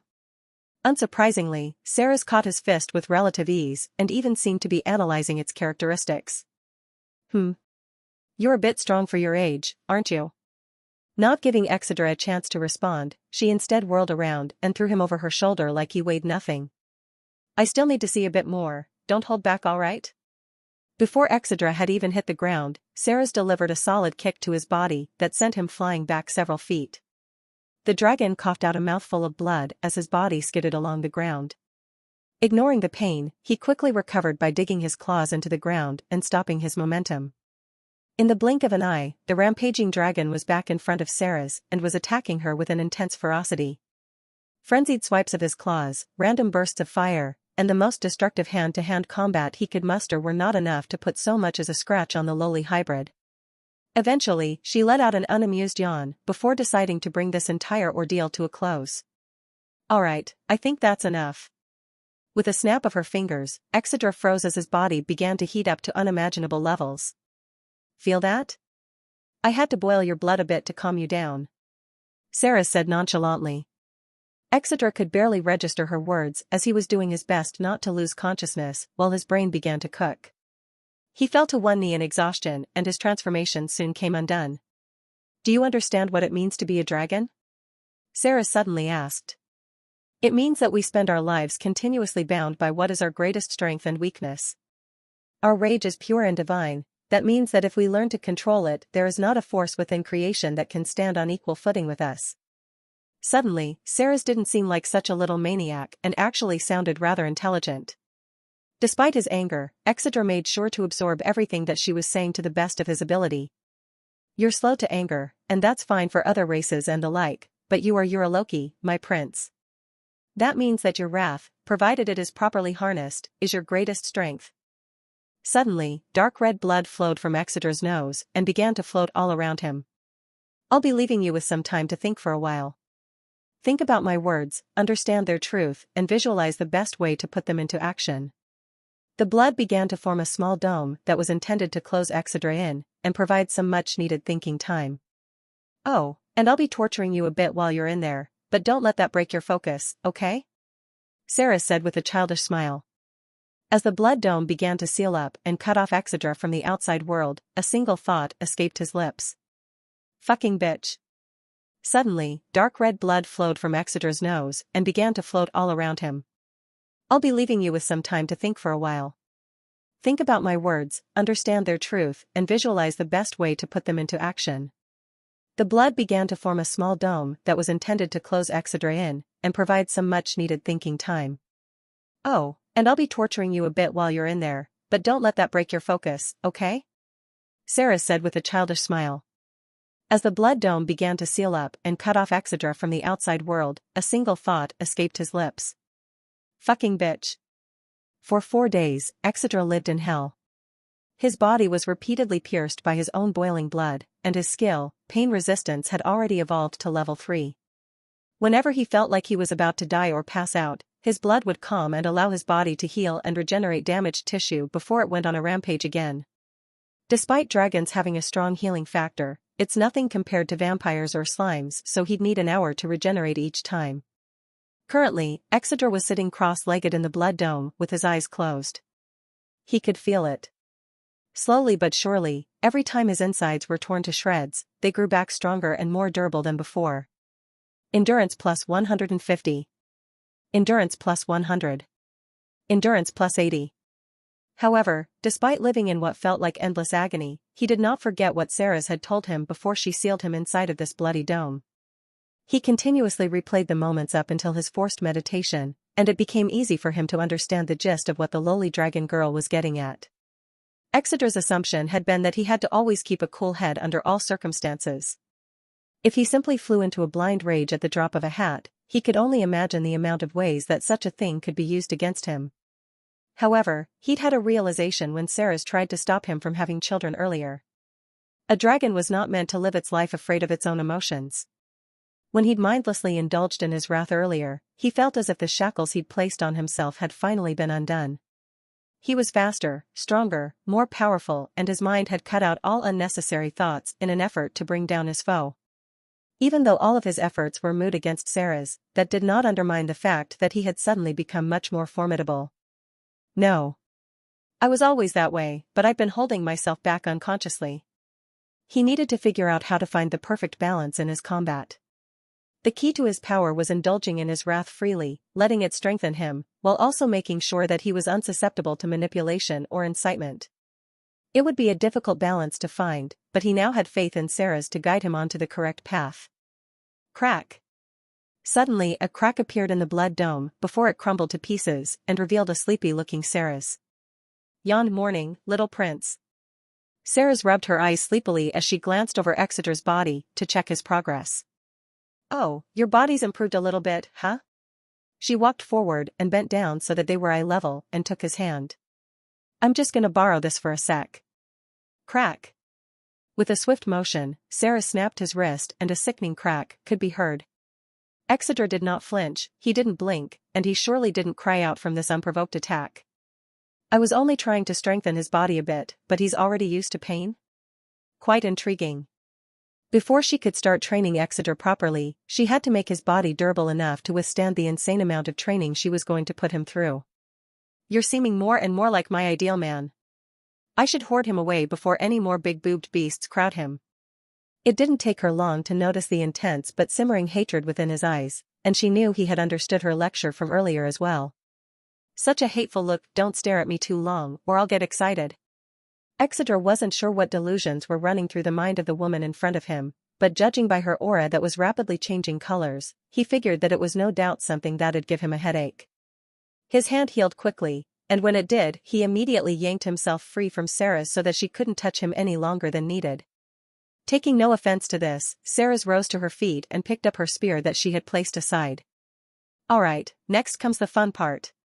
Pointing it at him, she gave Exeter the rules for what was about to happen next. I'm going to try to put this through that nice little body of yours. All you have to do is dodge the right way, okay? Exeter raised an eyebrow when he heard the details of the training he was about to undergo. What about Dash? Are you questioning your teacher? You haven't earned a title like that yet, jailbait. What did you call me? It wasn't her fault that her body didn't grow. Her father was the one to blame, he was the one that wanted to go and fuck a vampire. Ceres unconsciously began to release an unholy pressure that would make even the most famed warrior piss his pants. I was going to take it easy on you since this was your first lesson, but I think I've changed my mind.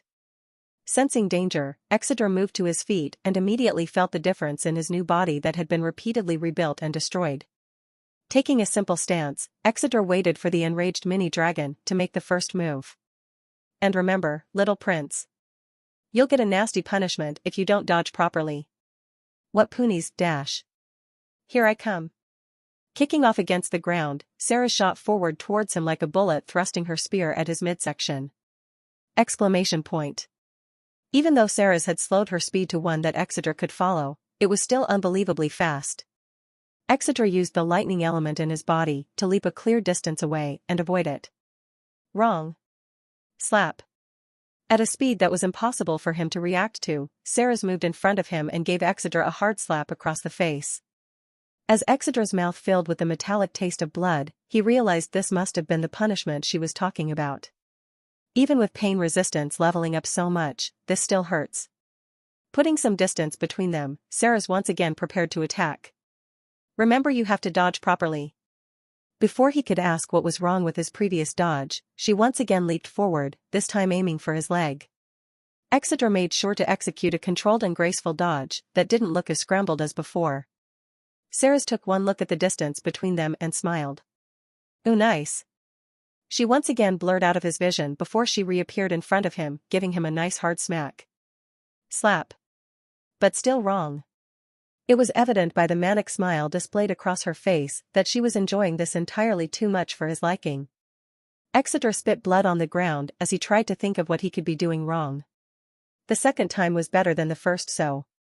Wait, she's fucking crazy. His eyes widened as he thought of a possible answer to this current situation. Exeter took a deep breath to relax his mind and his body. Luckily, the meditation he'd done prior to this was coming in handy right about now. Did he figure it out already? I wanted to touch him a few more times. Ceres thought with a disappointed tone. Well, let's be certain. Bang. The ancient dragon once again shot forward, this time aiming to pierce his head. She smiled when Exeter tilted his head to the side, dodging her blade by only a hair's length. Great. You got it. Wanna explain to me why that was the answer? He was slightly annoyed by the 2 slaps he'd received and wanted to know what the reason for that insanity was. You think because dragons have tons of energy, we can be wasteful with it? She frowned. Dodging with as little movement as possible not only conserves your stamina, but it tricks the opponent into using theirs up faster. How so? Exeter frowned. He thought she was just having him do this because it looked cool. It makes your opponent think if I just go a little faster, I can cut him down, and subconsciously, they start using more of their energy to close the gap. For enemies that you are forced to trade blows with, something of this nature is vital. Exeter nodded as he finally understood the value of what Ceres was teaching him. But there was still a burning question lingering in his mind. What if I'm not fast enough? A sadistic grin spread across Ceres' childlike face. She took her stance again and prepared to pierce him with her weapon. I'll make you fast enough. For 8 entire hours, Ceres assaulted Exeter with countless attacks of varying speeds and intensity. He could not dodge perfectly every time, and ended up getting parts of his body sliced into by her spear's razor-sharp blade. Only when she felt satisfied with his progress did she tell him he was free to go home for the night, but that would be the last time he'd be home for a while. Ceres had things to prepare if she was going to make him the 3rd most feared warrior in the kingdom after all. Teleporting into his room at the castle, Exeter sighed when he felt the comfort of familiar surroundings embrace him. He looked down at his current outfit and realized his outfit not only had holes in it, it was also smelly and dirty as well. I should take a bath before I go and find everyone. He had to go and inform his family that he'd be away for some time training, and he was really nervous about how they'd take it. Whatever. I'll use the time in the bath to think. Opening the door to his room, Exeter could only curse his luck when he saw his 3 beautiful wives in black nightgowns looking like they were getting ready for bed. Honey. Husband. We missed you. One by one, each of the women barreled into Exeter's chest to give him a hug that could crush steel. They didn't seem to mind the blood or the stench coming from him, as they relished being in the embrace of their husband whom they'd missed so much. I missed you girls too. He wrapped his arms around them and gave each of the girls a long kiss. Want to join me in the bath? He suddenly asked. The 3 girls' eyes sparkled in unison when they heard their husband's tone, and they knew that he'd make up for the days he'd missed in full. Though after, he'd deliver some of the worst news they could have heard. No, you can't go. Mira wailed.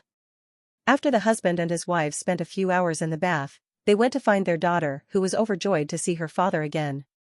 Her joy did not last for long though, when he told her he was going to be leaving again in the morning and it would be for longer. Seeing his daughter cry put Exeter in more pain than he could have ever imagined, and knowing that he was the cause made it so much worse. He could do nothing but hold on to his own daughter as she wailed furiously in his arms. His wives who were nearby wore similar expressions. They didn't want their husband to leave either, much less with some random woman. But they understood that he was going to learn to better protect them and the life they led. Even if they hated it, they knew they could not be mad at him for trying to make sure they were always safe and happy. So they unanimously decided to support him in this as they do everything else. As long as he did not bring home another woman, of course. You can't leave, you have to stay, you have to. Mira was becoming so unstable, ice was beginning to form around the father-daughter duo, causing her mothers to step back. Even when Myra's cold began to burn his skin, Exedra made no move to stop her. He felt as if he deserved this much pain for all the hurt he was causing his sweet girl. He just lightly stroked her hair and spoke to her in as soft a voice as he could muster. I'm sorry, Mira. I wish I didn't have to go, but I have to get stronger so that I can take care of us. And Mira can go with you to get strong. Exedra could only shake his head bitterly. I'm sorry, but I have to do this alone. When you're a little bigger, I promise we can go on our own little journey together. Mira could only cry harder hearing her father's refusal. You're gonna leave and you won't come back. Lisa was the first to realize what Mira was so afraid of. The life they'd been living before was incomparable to this one, and it wasn't because of the materialistic things, it was because neither of them could remember a time they smiled so often. Taking the initiative to help out her struggling husband, Lisa hurriedly kneeled beside her husband and daughter. It's okay, dear. Your father will always come back to us. And it's not like we'll be alone while we wait, right? Her cheerful tone an indication for the other wives to make their presence known. Becca hurriedly consoled her sniffling daughter with the opportunity presented by Lisa. That's right, my little dewdrop. You have 3 whole mothers here to love on you and spoil you until your daddy comes back. At this moment Layla finally chirped up. And he will come back. We're sad too, but we have to be big girls and wait for him, okay? Mira looked back and forth between her mothers before she finally looked up at her father once more. I will be back before you know it. I promise. Okay. Mira didn't like it at all, but she had to believe in her father. He'd never let her down before, right? So she had to be a big girl and be patient like her mothers.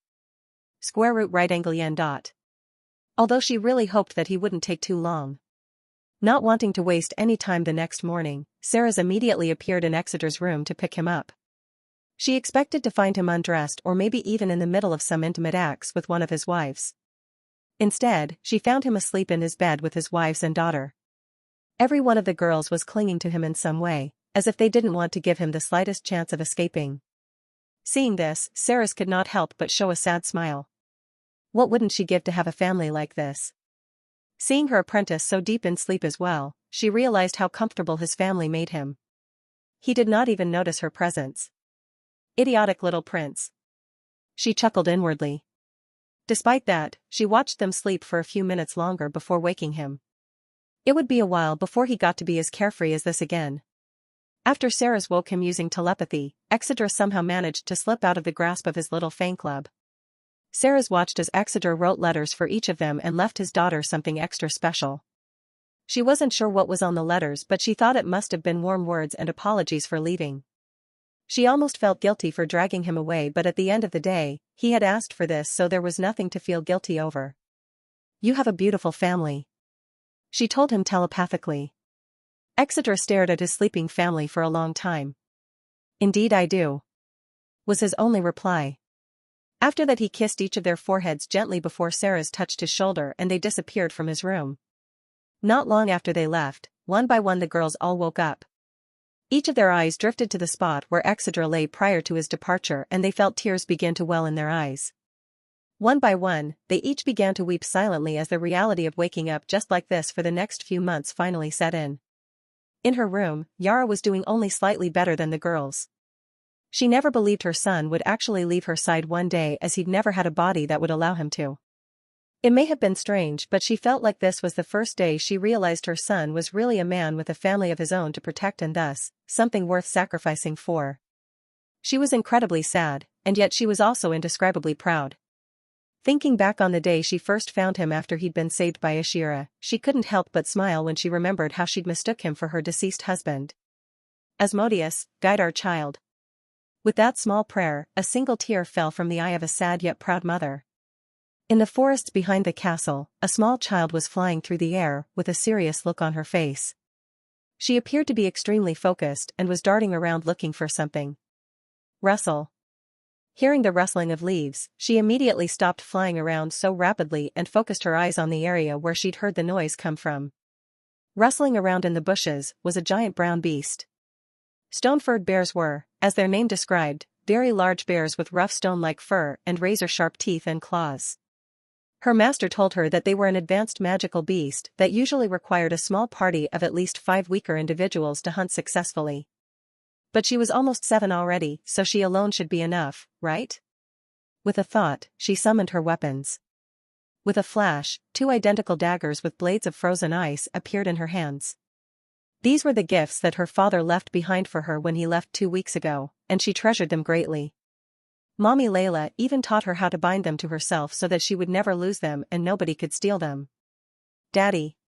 Mira felt herself get sad when she thought of her father again, but since she was in the middle of a hunt, she quickly shook those thoughts off and prepared to kill this fluffy beast. For 2 weeks, Mira had been training non-stop. Not only with Old Man Hajuan, but her grandmother had also been teaching her how to better use her ice element, and one of her mommies was teaching her magic and another was teaching her how to hunt properly. Mira finally began her onslaught against the bear. With a wave of her hand, Mira froze the ground the bear was standing on and encased its legs in ice. Groa? The bear tilted its head in confusion before Mira folded her wings into her body and fell out of the sky like an arrow toward the beast's massive body. Roar! With a roar filled with pain, the beast quickly broke itself out of the ice it was encased in before shaking its body furiously to try to get its attacker off of it.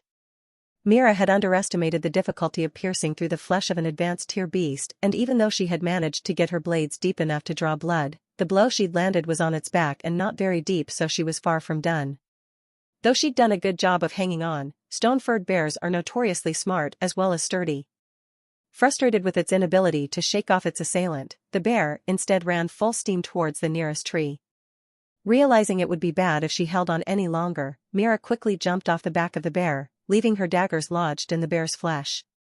She could resummon them at any time, so it was fine if she left them behind for now. Bang! The sound of the bear barreling into a large oak tree and snapping it in two resounded throughout the forest. The bear shook off the splinters of wood from its fur and turned around to see its tiny assailant on one knee with a slightly worried expression. Seeing the bear looking at her with an angry and disdainful expression, Mira unconsciously started to get angry.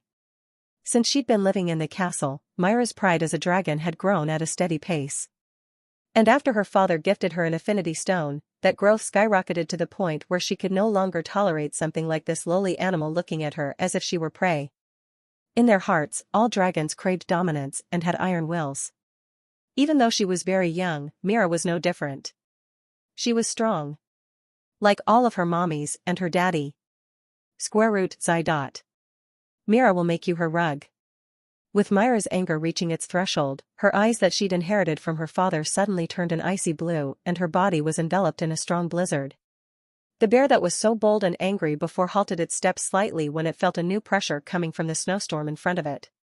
When the blizzard disappeared, a glimmering white dragon with a blue eye and a purple eye could be seen.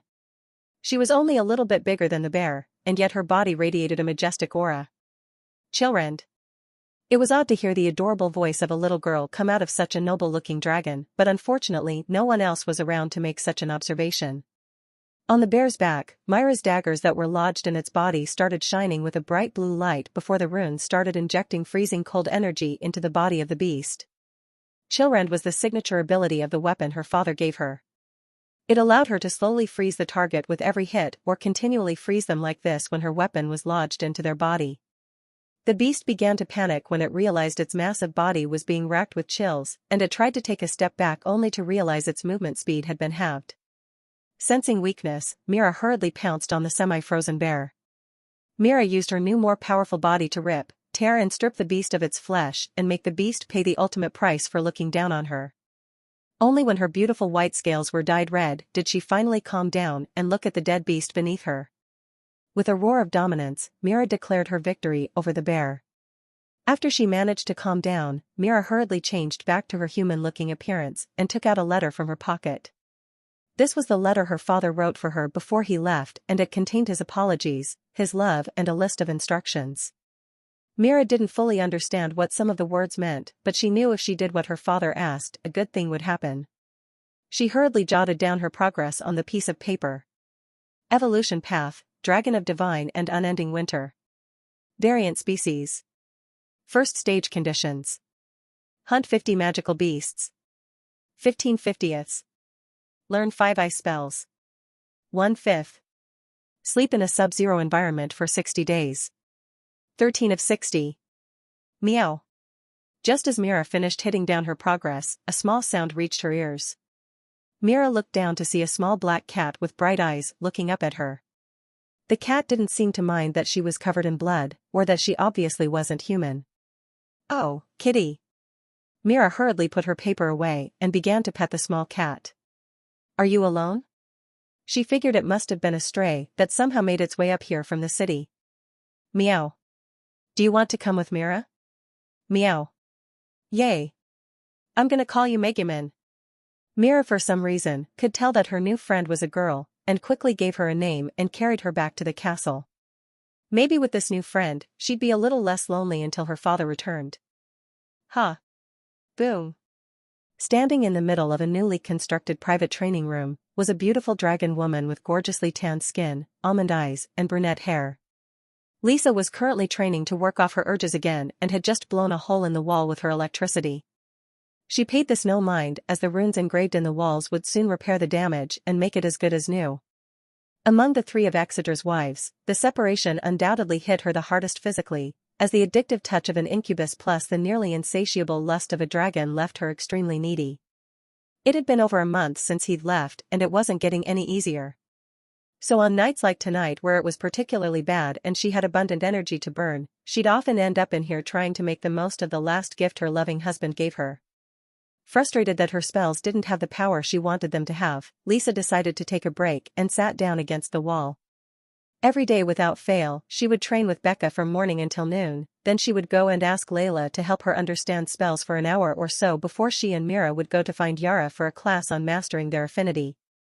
Lisa's lightning affinity was incredibly versatile and destructive, so learning how to use it was slowly becoming the highlight of her day. It made her feel connected to her husband in some strange way, just because she knew they shared the same affinity now.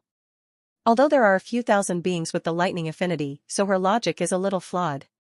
All right. Lisa felt she'd rested long enough and rose up from the ground again. She picked up her weapon that was leaning against the wall a few feet away. She'd been using a simple training spear that was on the verge of breaking due to all the abuse she'd put in through. Whilst her mastery of the spear was nowhere near her husband's level, she did possess some talent and thus was picking things up quickly, with Becca teaching her every day. Taking out a neatly written letter from her pocket, Lisa marveled once again at her husband's strange and amazing powers. Ancient hellish lightning dragon of virtue. Unique species. First stage conditions. Master lightning body. Gain a noble dragon's pride. Survive in a natural lightning storm. As Lisa looked over the tasks her husband left to complete during their time apart, she once again felt an embarrassed blush burning her cheeks as she read the list. I am not ancient. She cried to no one. While she knew her husband didn't care about such things, being reminded of their more than 200-year age gap didn't help her pride too much. When Layla first told her and Becca about their husband's unique ability to see evolution conditions, they couldn't believe it. If it got out that he possessed this ability, every evolved under the sun and moon would hunt him down, seeking to exploit him. The trust he'd placed in them to share this information was monumental. Reading over the list again, Lisa's eyes shone with determination. This was the first time her husband had asked anything of her, so she couldn't let him down. She would make sure that upon his return he would be able to look upon her and see that she had accomplished everything he'd asked of her. It was the very least she could do for him, for making all of her dreams come true. Lisa gently folded the note back up and placed it into her pocket before closing her eyes to focus. Among those with certain affinities, there are those who are particularly talented and can change their body's composition to become that of their element.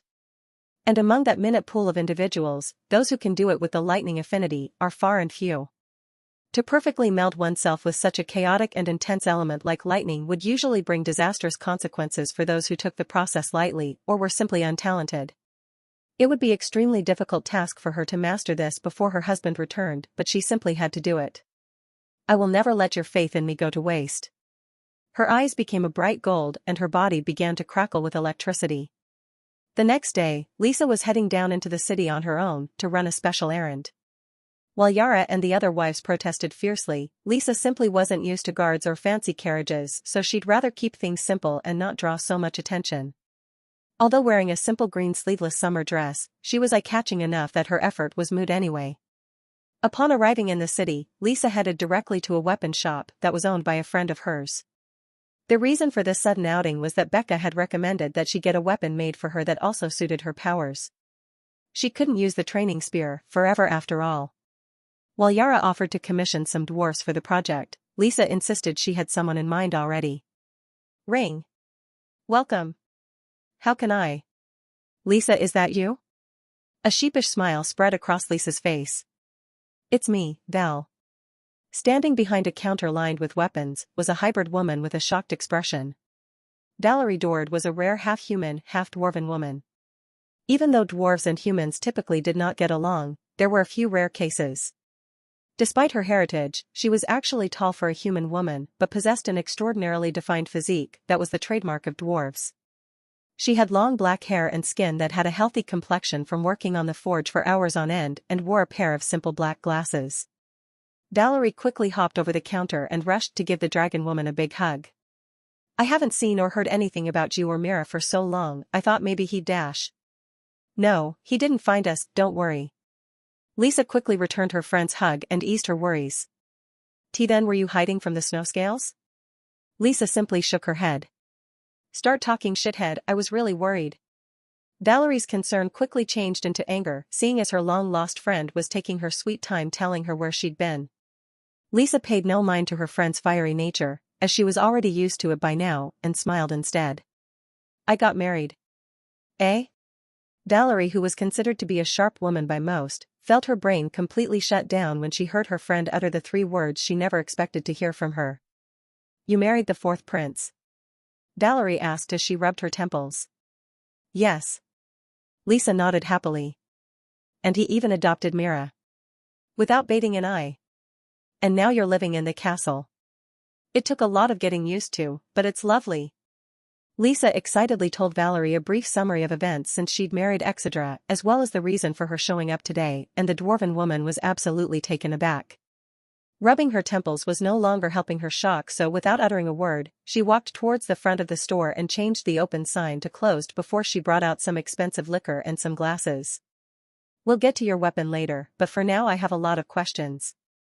Valerie's then poured a glass for the two of them. Lisa could only smile bitterly as she saw the state of her friend. Is it true what they say about him? For the first time since they'd been friends, Lisa's face curled upwards into a smile of obsession that Valerie didn't recognize. He is everything they say, and so much more. Alright, come out, little guy. The tattoo on Layla's forehead began to glow with a red light before Apophis appeared in front of her. He had grown significantly since his birth and was now about 22 feet long. Mother. I know you hate these tests, okay, but we still have a bit more to do. I promise I'll let you eat something good when we're done. The serpent could only sigh and resign itself to its fate. It had been 2 months since Exedra had left, and during that time Layla, unlike the other girls, had not been training for evolution but for understanding. According to her husband, her evolution requirements hadn't changed much, despite her path evolving from Mother of Jormungandr to Mother of Apophis. Evolution path, Mother of Apophis. Unique species. First stage conditions. Ingest 100 different kinds of poison, 100-100. Gain a serpent-type familiar, completed. Feed your familiar the hearts of 100 malicious beings. 37 out of 100. Exedra wrote her a note that explained her condition's final change and the reason behind it, but Layla was pretty sad about it. How amazing would it be if when she finally took revenge on her mother, she gained this sense of fulfillment that actually elevated her to a higher level of being? Despite the change, Layla had no plans to cancel her revenge. Layla had been growing quite the malicious side since binding with Apophis, and her new favorite pastime was combining her intellect with these new gory ideas to decide how to give her mothers and sisters the ultimate humiliation. While everyone around her noticed this change, no one seemed to care too much. It wasn't like she would ever dream of harming them, and in their eyes, she should have been like this a long time ago. No one should have gone through what she went through and not come out of it at least a little angry. Layla and Apophis were currently standing in the castle dungeon. Truthfully, these dungeons have never held a single prisoner before. Like her father, Yara did not take prisoners. If she was wronged, she was much more fond of erasing the problem altogether instead of dragging out their death. Thus, the dungeon ended up becoming a secret spot for the guards to come and gamble. Some of the castle workers who were seeing each other would also sneak here for a bit of BDSM play. In front of Layla, 20 men were on their knees bound and gagged, unaware of what was about to happen. Because she needed living beings as test subjects, Layla concocted a plan to walk around the streets at night and kidnap every man who tried to stupidly pursue her. With the help of a few of the guards and Yara's permission to use the dungeon, her plan worked perfectly and she'd been able to gather over 50 men in 3 weeks. While the citizens were alarmed at such a rapid amount of disappearances, most of these men were travelers from other countries or simple thugs. Therefore, no one was really looking for them too hard and instead came to the conclusion the men must have offended a horrible existence. All over the world, but in Antares especially, if you offended someone more powerful than you, whatever happened next was entirely your fault. Let's start with those two first. Layla's first choice were 2 young men, a vampire and an elf. While most would consider the 2 men extremely handsome, for Exedra's wives who were fiercely loyal to him they may as well have been sheep shit in shallow water. Okay, mother. Apophis' eyes glowed for a moment before the 2 men's bodies began to float upward before they headed towards a metal table a few feet away. MMH. MMF. Naturally, the 2 men struggled fiercely when they felt their bodies suddenly being lifted, but it was to no avail. Once the men had been strapped onto the table, Layla picked up a worn-out notebook and a pen. Alright, for him, let's do Grey Rot Venom and Searing Analgesia Venom. Okay. Nodding at his contractor's request, Apophis slowly slithered up to the vampire lying on the table. Layla discovered something truly horrifying about her son. All of the venom used in his creation could be recreated within his body with an increased toxicity. The best part of this was that his 2 fangs could each secrete a different venom that when injected together produced an even more devastating effect.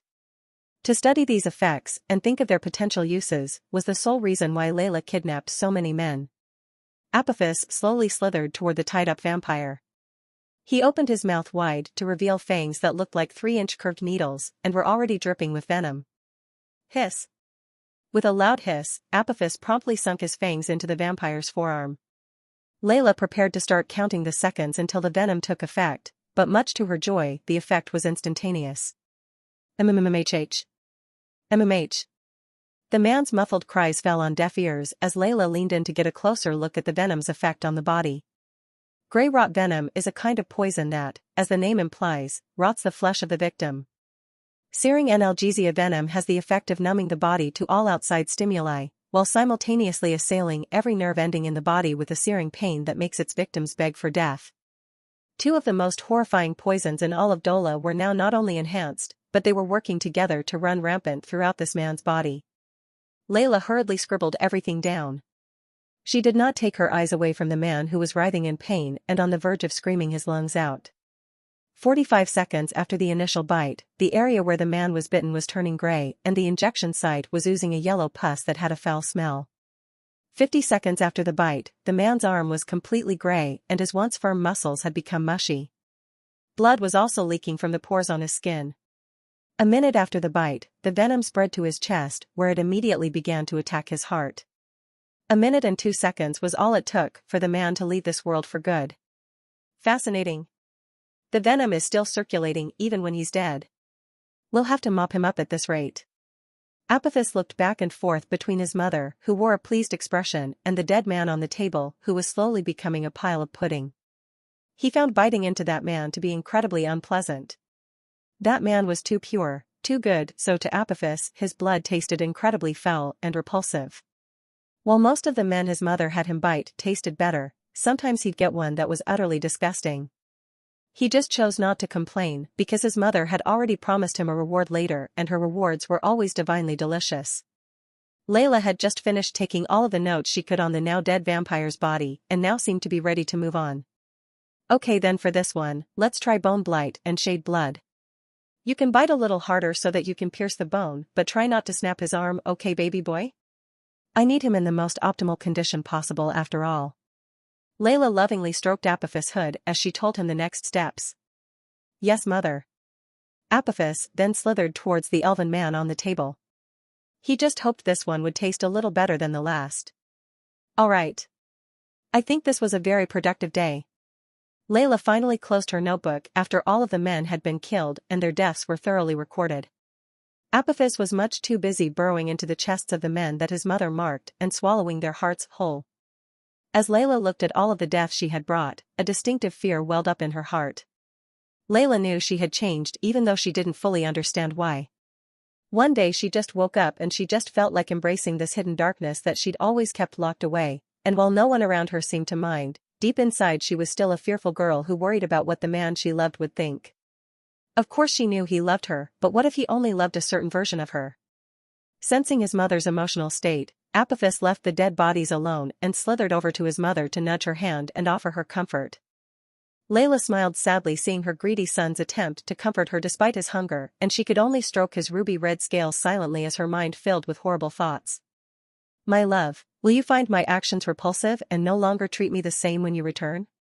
Just the thought brought a single tear down the beautiful young woman's cheek. Stop pretending.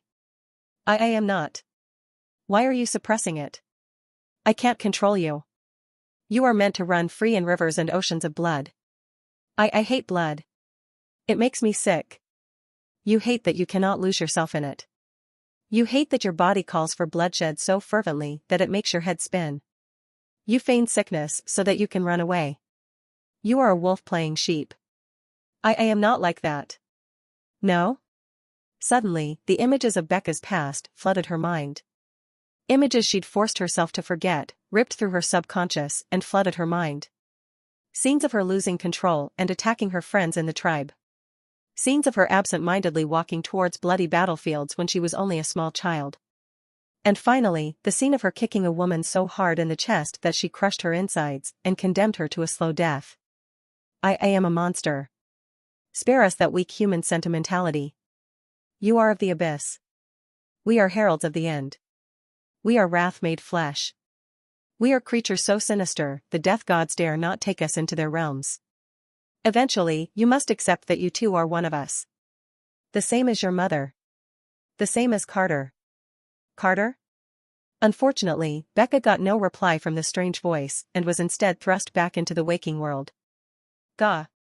Waking up with a yell, Becca then noticed she was in the bedroom and it was still dark out. Feeling movement, Becca looked over to see that Layla and Lisa had been woken up by Becca's yelling and were giving her looks of concern. Lisa, what's the matter, Becca? Layla, you're sweating a lot, are you okay? Hearing such concern for her well-being as well as the sudden resurgence of her darkest memories, the usually cheerful and carefree woman finally showed a broken expression as her body shivered and she began to weep furiously. Without asking a single further question, Lisa and Layla instinctively wrapped their arms around Becca and held her while she cried. Layla, it's okay, we'll be here as long as you need. Lisa, we have you, so just let it all out. Becca could only cry harder when she felt the warmth that her friends were showing her. She'd never felt so unworthy to be loved. I am a monster, was all she could wail before she eventually passed out from exhaustion. When Becca awoke, the sun was shimmering through the curtains and coming to a rest directly on her face. As she lay in bed, her thoughts drifted to her strange dream as well as her behavior afterwards. Ugh, so embarrassing. She couldn't believe she'd let her friends see her like that. She wanted to crawl into a hole and die. I don't think you have anything to be embarrassed about. Me neither, I'm actually quite touched you were so vulnerable with us. Becca's eyes opened wide when she realized she wasn't alone in the bedroom like she'd previously assumed.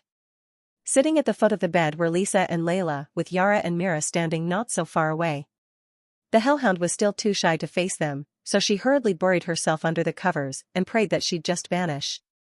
She prepared to spend the rest of the day like that only to stiffen immediately when she felt something fluffy graze her skin.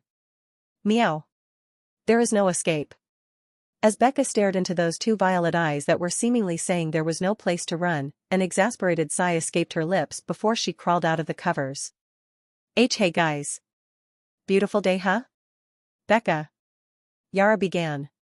I am fine, mother, really. I just had a bad dream is all. Layla, liar. Lisa, you shouldn't lie, it'll rub off on Mira. Mira, mommy is a liar. Megumin, meow. You're a shit liar. Becca could only scratch her cheek in embarrassment when she realized she'd been completely found out. Yara walked forward and sat on the bed before she gingerly took Becca's hand.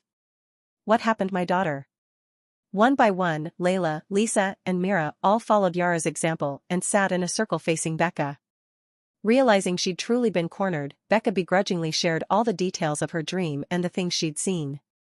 Surprise, shock, and confusion could be seen on all of their faces, but more than that there was concern. Normally, Becca hated those looks. She hated to be seen as something weak that should be pitied by others. But the feeling she was getting now was something she just couldn't describe. It was a warmth that was completely unknown to her, and yet it was not at all unpleasant. Suddenly, Yara took Becca's face in her delicate hands and looked deeply into her eyes. My sweet girl, you don't need to suppress anything for us. But what if I dash? Compared to any physical injury you could deal us, watching you wrestle with yourself like this hurts us so much more. And it's not like I lack the power to restrain you should you lose control. All the girls around the room nodded their heads in agreement, but Yara wasn't done. This, Abyss, was it? It is part of you whether you like it or not. You should not concern yourself with whether it is good or evil. Instead you should embrace it. Because whether you are a monster or a saint, you are family. Becca's head was swimming. Could she really just let go? Be free? Embrace all of her darker impulses? Her body cried out for her to just give in, but she was obviously scared. What would Exeter tell her to do?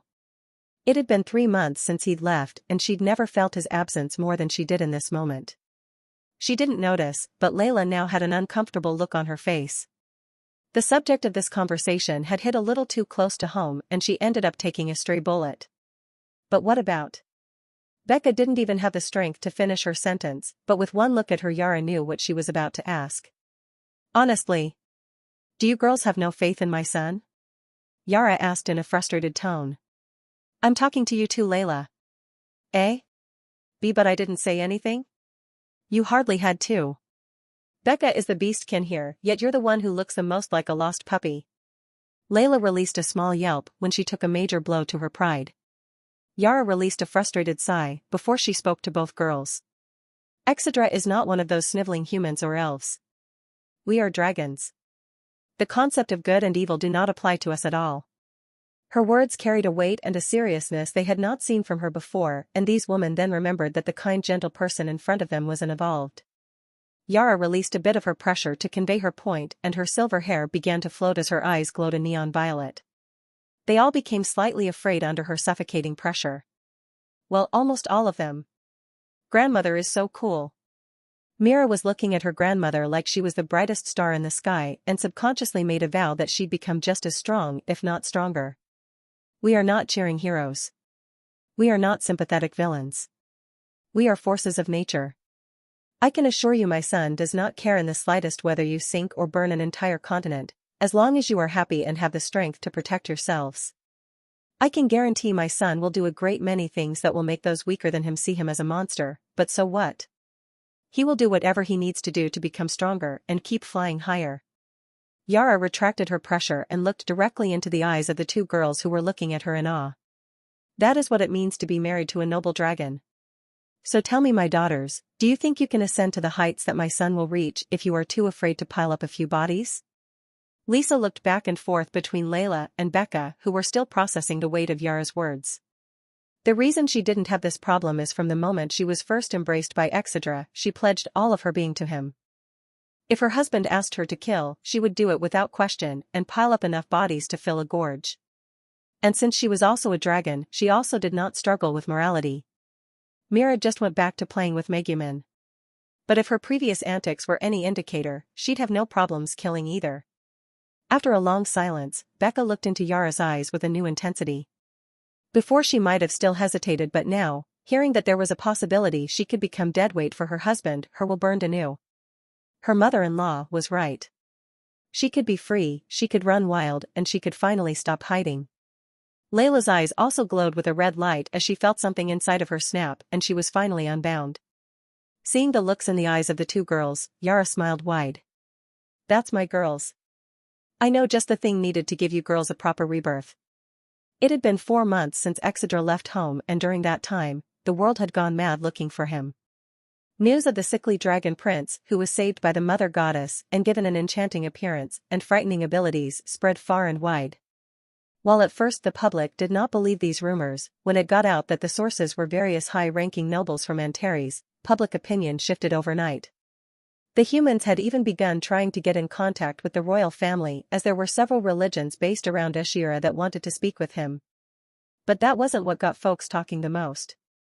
News that the beloved princess of the Dragon Kingdom had a child with the deceased demon Lord of Lust was slow to spread at first, but then suddenly the news was everywhere. Immediately, the humans who wanted to raise Exedra up as a religious figure, wanted to hunt him when they heard he was the spawn of one of their greatest adversaries. Surely their goddess was testing them to prove their faith by slaying this foul creature. While they could not be so bold as to hunt a member of Helios' family in broad daylight, certain more radical members declared that this affront to their faith could not be allowed to walk the earth, so plans were already being concocted in total secrecy. On the other hand, when the demon lords heard that the son of their deceased brother was in Antares, they immediately dispatched personnel to find him. If he had even half of his father's potential, he would be invaluable in winning the war against the humans. So now two opposing forces were hunting for the most talked about man the world has seen for the last 200 years. Who will find him first? Bang! Bang! Boom! In an unknown location, deep within the mountains, two warriors were fiercely exchanging blows. One was a petite woman with white hair, wielding a giant black and red spear. The other was a tall bronze-skinned man with blood-red hair who was wielding a golden weapon that was constantly changing. 1 second it was a curved sword, the next a warhammer, and then a huge scythe. The man would constantly change his weapon at various intervals, never allowing his opponent to fall into a rhythm or predict his movements. Even though the woman was holding back quite a bit, she was still impressed by the man's ability to rapidly improve during battle and constantly keep her on her toes. Bang! Their weapons clashed for a final time before the woman was sent skidding back a few feet. A look of surprise and awe spread across her face. The man's strength had truly become monstrous in their time together and she had no idea how he was growing so fast. The man already had the strength of a first stage and she suspected he could trade blows with a second stage, despite never having evolved. With a distance now between them, the man stabbed his now greatsword into the ground before it began to glow with a blue light. The woman prepared for an energy attack of some sort, only to be surprised when a fearsome blizzard whipped up around the two of them. "You little bastard, so you were still hiding things from your teacher, huh?" The woman's surprises weren't over as she watched as the man's body broke apart before it turned into mist. With the man now perfectly immersed in the environment he'd created, the woman felt a strange sense of pride to see her students attempt to corner her. But as her kingdom's greatest warrior, naturally she couldn't be defeated with just this alone, could she? Since her flames were much too powerful for this simple test, her only option was Blood Valkyries. The woman summoned a pool of blood at her feet and out of that pool rose 7 winged warriors in glittering red armor. "Surround me." Obeying their creator's command, the winged women quickly set up a defensive formation around her and awaited the slightest sign of trouble. They waited. And waited. But all they could see was the deluge of white snow, and all they could hear was the furious howling of the wind around them. The woman frowned. Her student's inaction confused her greatly and she wasn't sure what he could possibly be planning next. Crackle. The woman's eyes contracted to the size of a needle when she heard a sound she'd recognize anywhere. Above dash. Bang. Before she could warn her soldiers, 7 brilliant arcs of red lightning fell from the sky and dropped down on each of them. Their bodies trembled uncontrollably under the powerful attack before they turned into puddles of blood once more. Suddenly, a wall of shadows comparable to a tidal wave rose up off the ground and prepared to swallow the woman whole. Before she could move, black chains swirling with red miasma shot out of her own shadow and held her legs. Almost immediately, she felt her body's stats begin to drop. The difference was minute, but it was there, and it was growing by the second. Cheap tricks. She wasted no time breaking the chains with her spear, before sprouting her wings and flying upwards into the air. Suddenly, a golden spear shot towards her and she just barely managed to dodge before the weapon plummeted towards the ground. Once in the sky, the woman spun her head around looking for her opponent, only for her to suddenly see a thick cloud of mist coming together to gradually form the shape of a man. Seeing her student just randomly show up in front of her, the woman tilted her head in confusion. "What? Giving up?" the woman asked with a bit of a hopeful tone. She was hoping he would, because she'd made it a rule he could only challenge her every 4 months. She'd get to have 4 more months alone with him. The man did not reply and simply shook his head. The woman only became more confused until she felt something drip down her cheek. Raising her hand to her face, the woman wiped away a small drop of blood from a cut she'd received. How did he even? It was then that she remembered the nasty effect of her student's chain spell. Normally she would have been able to dodge that spear just fine, even with her massive debuff, but with the chains draining her stats beforehand, her speed wasn't the same. "Son of a bitch, you actually did it," she cried with a crestfallen expression. Even though her power was suppressed to only stage 1, it had been 500 years since the last time she'd bled. She didn't want him to make her bleed like this. She wanted him to split her apart in bed. The man showed no change in expression as the woman stared at him gobsmacked over her loss. After the shock resided, the woman sighed a final time before she confirmed his victory. "All right, you win. Training is over, little prince. Let's go see that family of yours." For the first time in months, Exedra smiled a calm, yet happy smile. Seeing the most handsome man alive smile like that, Ceres was inwardly cursing herself not for cheating a little bit to keep him to herself longer, but it was too late now. Exedra took a last look at the stats he'd accumulated over the last few months. Race, demonic dragon, hybrid. Status, excited. Level, 65. Age, 18. Times evolved, 0. Health, 70,380. Strength, 25,370.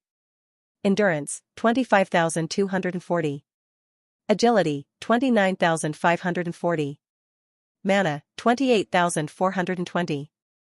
EXP 4,659/156,000. Affinities, darkness, fire, death, ice, lightning. Skills, infernal flames LVL. 3. Umberkinesis, true dragon transformation, true demonic transformation, pain immunity, all weapon mastery LVL 4, true demonic dragon, locked, grandson of Igrat, soul sense LVL 2, cryokinesis, electrokinesis, lightning body. Spells, abyssal chains, lightning bane, mana manipulation, hate shield, tempest cutter, frozen hell, mist body, glimpse of oblivion, Gaia's retribution, soul breaking scythe, abyss hounds, seducer's hymn, sinister burial, teleportation. Techniques, fell moon sword art, piercing sun spear art, blood dancer steps. Total SC, 177,150. Bound weapons, corrupted shoes razor. Evolution path, hashtag %** euro pound dollar at %* euro yen. Fallen abyssal species, variant. First stage conditions. Conquer 5 dungeons, 5/5, complete.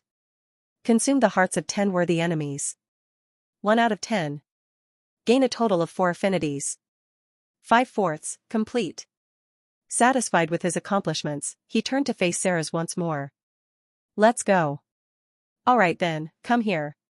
Ceres waved her hand and signaled for Exedra to come next to her so they could teleport. Exedra frowned when he saw the way his teacher was beckoning him. The last few times she'd tried to take him somewhere, she'd put her hands on some dangerous places. "No thanks." Exedra gave her a brief refusal, before his body became wrapped in shadows and he disappeared. "TSK. You're finally talking after all this time and that's all you have to say?" It was worth noting that Ceres' frustration came from Exedra's behavior over the last few months. While the first month was fine, during the second month he started to feel the absence of his family more. He became closed off and spoke to her less and less, and when he did, his replies were short and simple. In the third month, he stopped speaking altogether. He simply was not interested in conversation in the slightest. Everything Ceres asked him to do, he did efficiently and without complaint. He behaved as if the only thing that was separating him from his family was whatever task he had in front of him at the moment. Ceres began to feel slightly discouraged, but her stubbornness was what brought her to where she was today. She didn't believe she couldn't make him fall for her in the next year or so. What did his wives have that she didn't? If she only had a mirror, she would have noticed two distinctive areas where she was sorely lacking. With her will burning anew, Ceres also teleported to the castle. When Ceres appeared beside Exedra in front of the castle, she broke him out of the small trance seeing his home after so long had put him in. Slowly, he walked past the guards who were already bowing and was about to walk through the front door when he sensed a presence that he knew incredibly well. Exedra turned around to see a little girl with long black hair, and purple and red eyes flying towards him. The girl was covered in blood and was carrying a small cat in one arm and the carcass of a shade panther in the other. Exedra was immediately alarmed when he saw the small girl covered in blood, but with one whiff of the air, he knew none of it was hers. Daddy! Mira let loose a loud cry of surprise and happiness before she dove towards her father like a bullet. Exedra smiled, held out his arms, prompting Mira to dive right into her father's embrace. You're back. You're really back.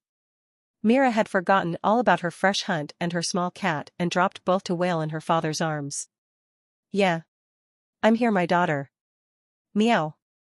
How could you just drop me like that? Megumin cried from atop the body of the panther. I did like you said, and I got strong.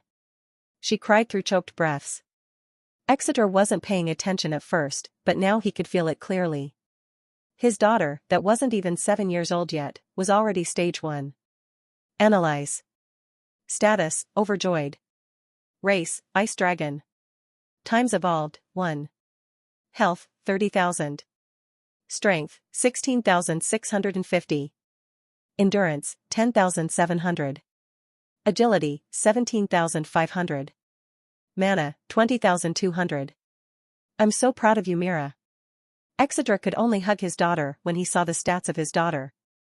While her stats were nothing compared to his, that was only because of Mira's young body and his possession of the system. If the two of them were more normal, the gap between them would be significantly shorter. Truthfully, he'd only expected her to get a start on some of it while he was gone. He never imagined he'd come back and she would have already evolved. What the fuck? Ceres was completely flabbergasted when she realized this small girl crying in her father's arms might very well be the youngest evolved in history. This was simply unthinkable. If she wasn't seeing it with her own eyes, she wouldn't believe it. How the hell was this possible?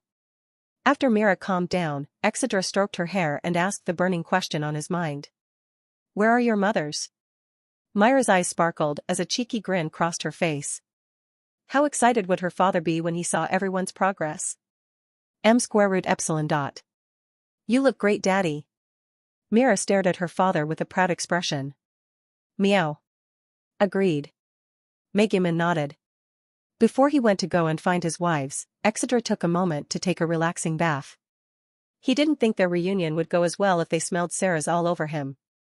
It wasn't that he didn't bathe during the 4 months he was away, but Ceres was always either trying to join in or rush him out of it so he could never relax. After a nice soak, he was surprised when Mira was waiting for him with a welcome home gift. Mira had a fluffy black long coat made from the hides of the stone-furred bears she hunted. Exedra gratefully accepted the gift and shrugged of his simple black robe that had several holes in it from training and draped his new coat over his bare shoulders. As Mira stared at her father, she felt immense pride when she saw just how cool her father looked in her gift. Ceres, who was standing a few feet away, had to bite her tongue so she didn't force herself on him. Gods, if he just gave me one chance, I'd make him see heaven. The ancient dragon was getting more and more delusional by the second. How was a virgin like her going to make him see anything? Exedra patted Mira's head and thanked her as they went to find her mothers. Mira wore a giddy and proud expression all the way to the training grounds. God damn it, why? I don't get paid enough for this. Why is she so much meaner than before? How many does that make? 56. Hearing the familiar grunts and groans of pain coming from the dusty training grounds, Exedra smiled when he realized who he'd see first. Arriving at the sparring area, he was completely surprised when he ran into the wife he'd least expected to see. Standing amidst piles of unconscious bodies with varying degrees of injuries, Lisa was wielding a bright gold trident with barbed blades.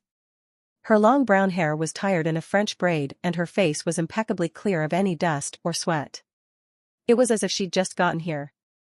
She wore tight-fitted black and burgundy body armor that had slight gold accents and emphasized her generous curves.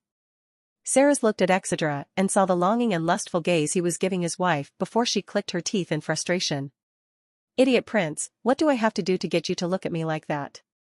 Though when she took another look at Lisa's body in her armor, she started to feel like maybe she just wouldn't be able to compete. Damn ogre tits. Lisa was excitedly talking to a muscular woman with glasses that Exedra didn't recognize, and she didn't seem to have noticed his presence yet. She seemed to be talking to her about the weapon in her hand, and the woman had a proud expression of her face. Analyze. Status, proud. Race, lightning dragon. Age, 163. Times evolved, 1. Health, 60,000. Strength, 20,080. Endurance, 21,421. Agility, 24,739. Mana, 24,500. So, you did it too, my love. His pride from seeing that not only his daughter, but his wife had evolved while he was away, brought him an indescribable joy. "Mommy! Daddy is back!" Mira cried from her beside her father. When those simple words left her mouth, the space suddenly became deadly quiet, and everyone looked for the source of the voice. As if she was unwilling to believe what she'd just heard, Lisa turned around slowly to see her daughter standing happily next to the man she loved more than anything else in the world. "Honey?" Her disbelieving voice came out as no more than a whisper.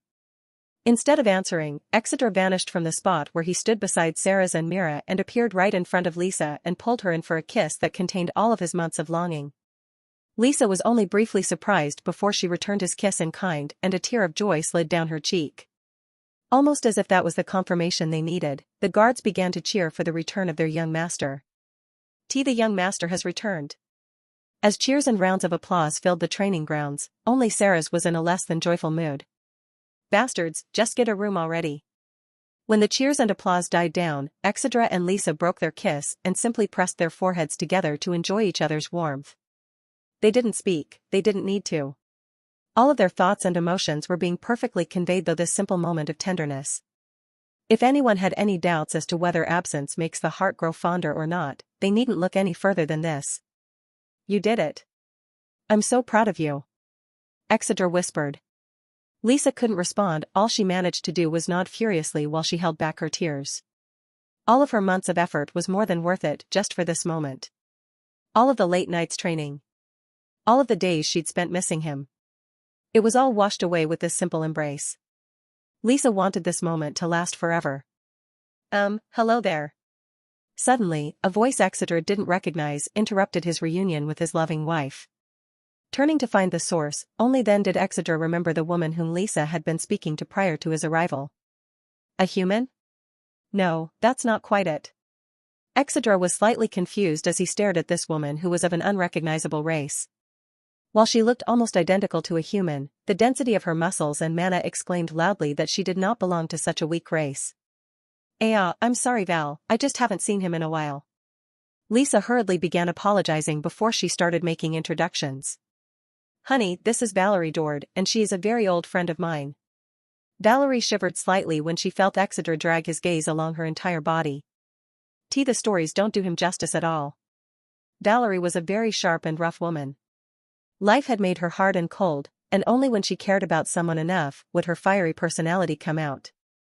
But in front of the most enchanting man she could imagine, she became meek and had no idea what to say. "It's nice to meet you, Prince Exedra," she bowed deeply, hoping that he wouldn't see the red blush spreading on her cheeks.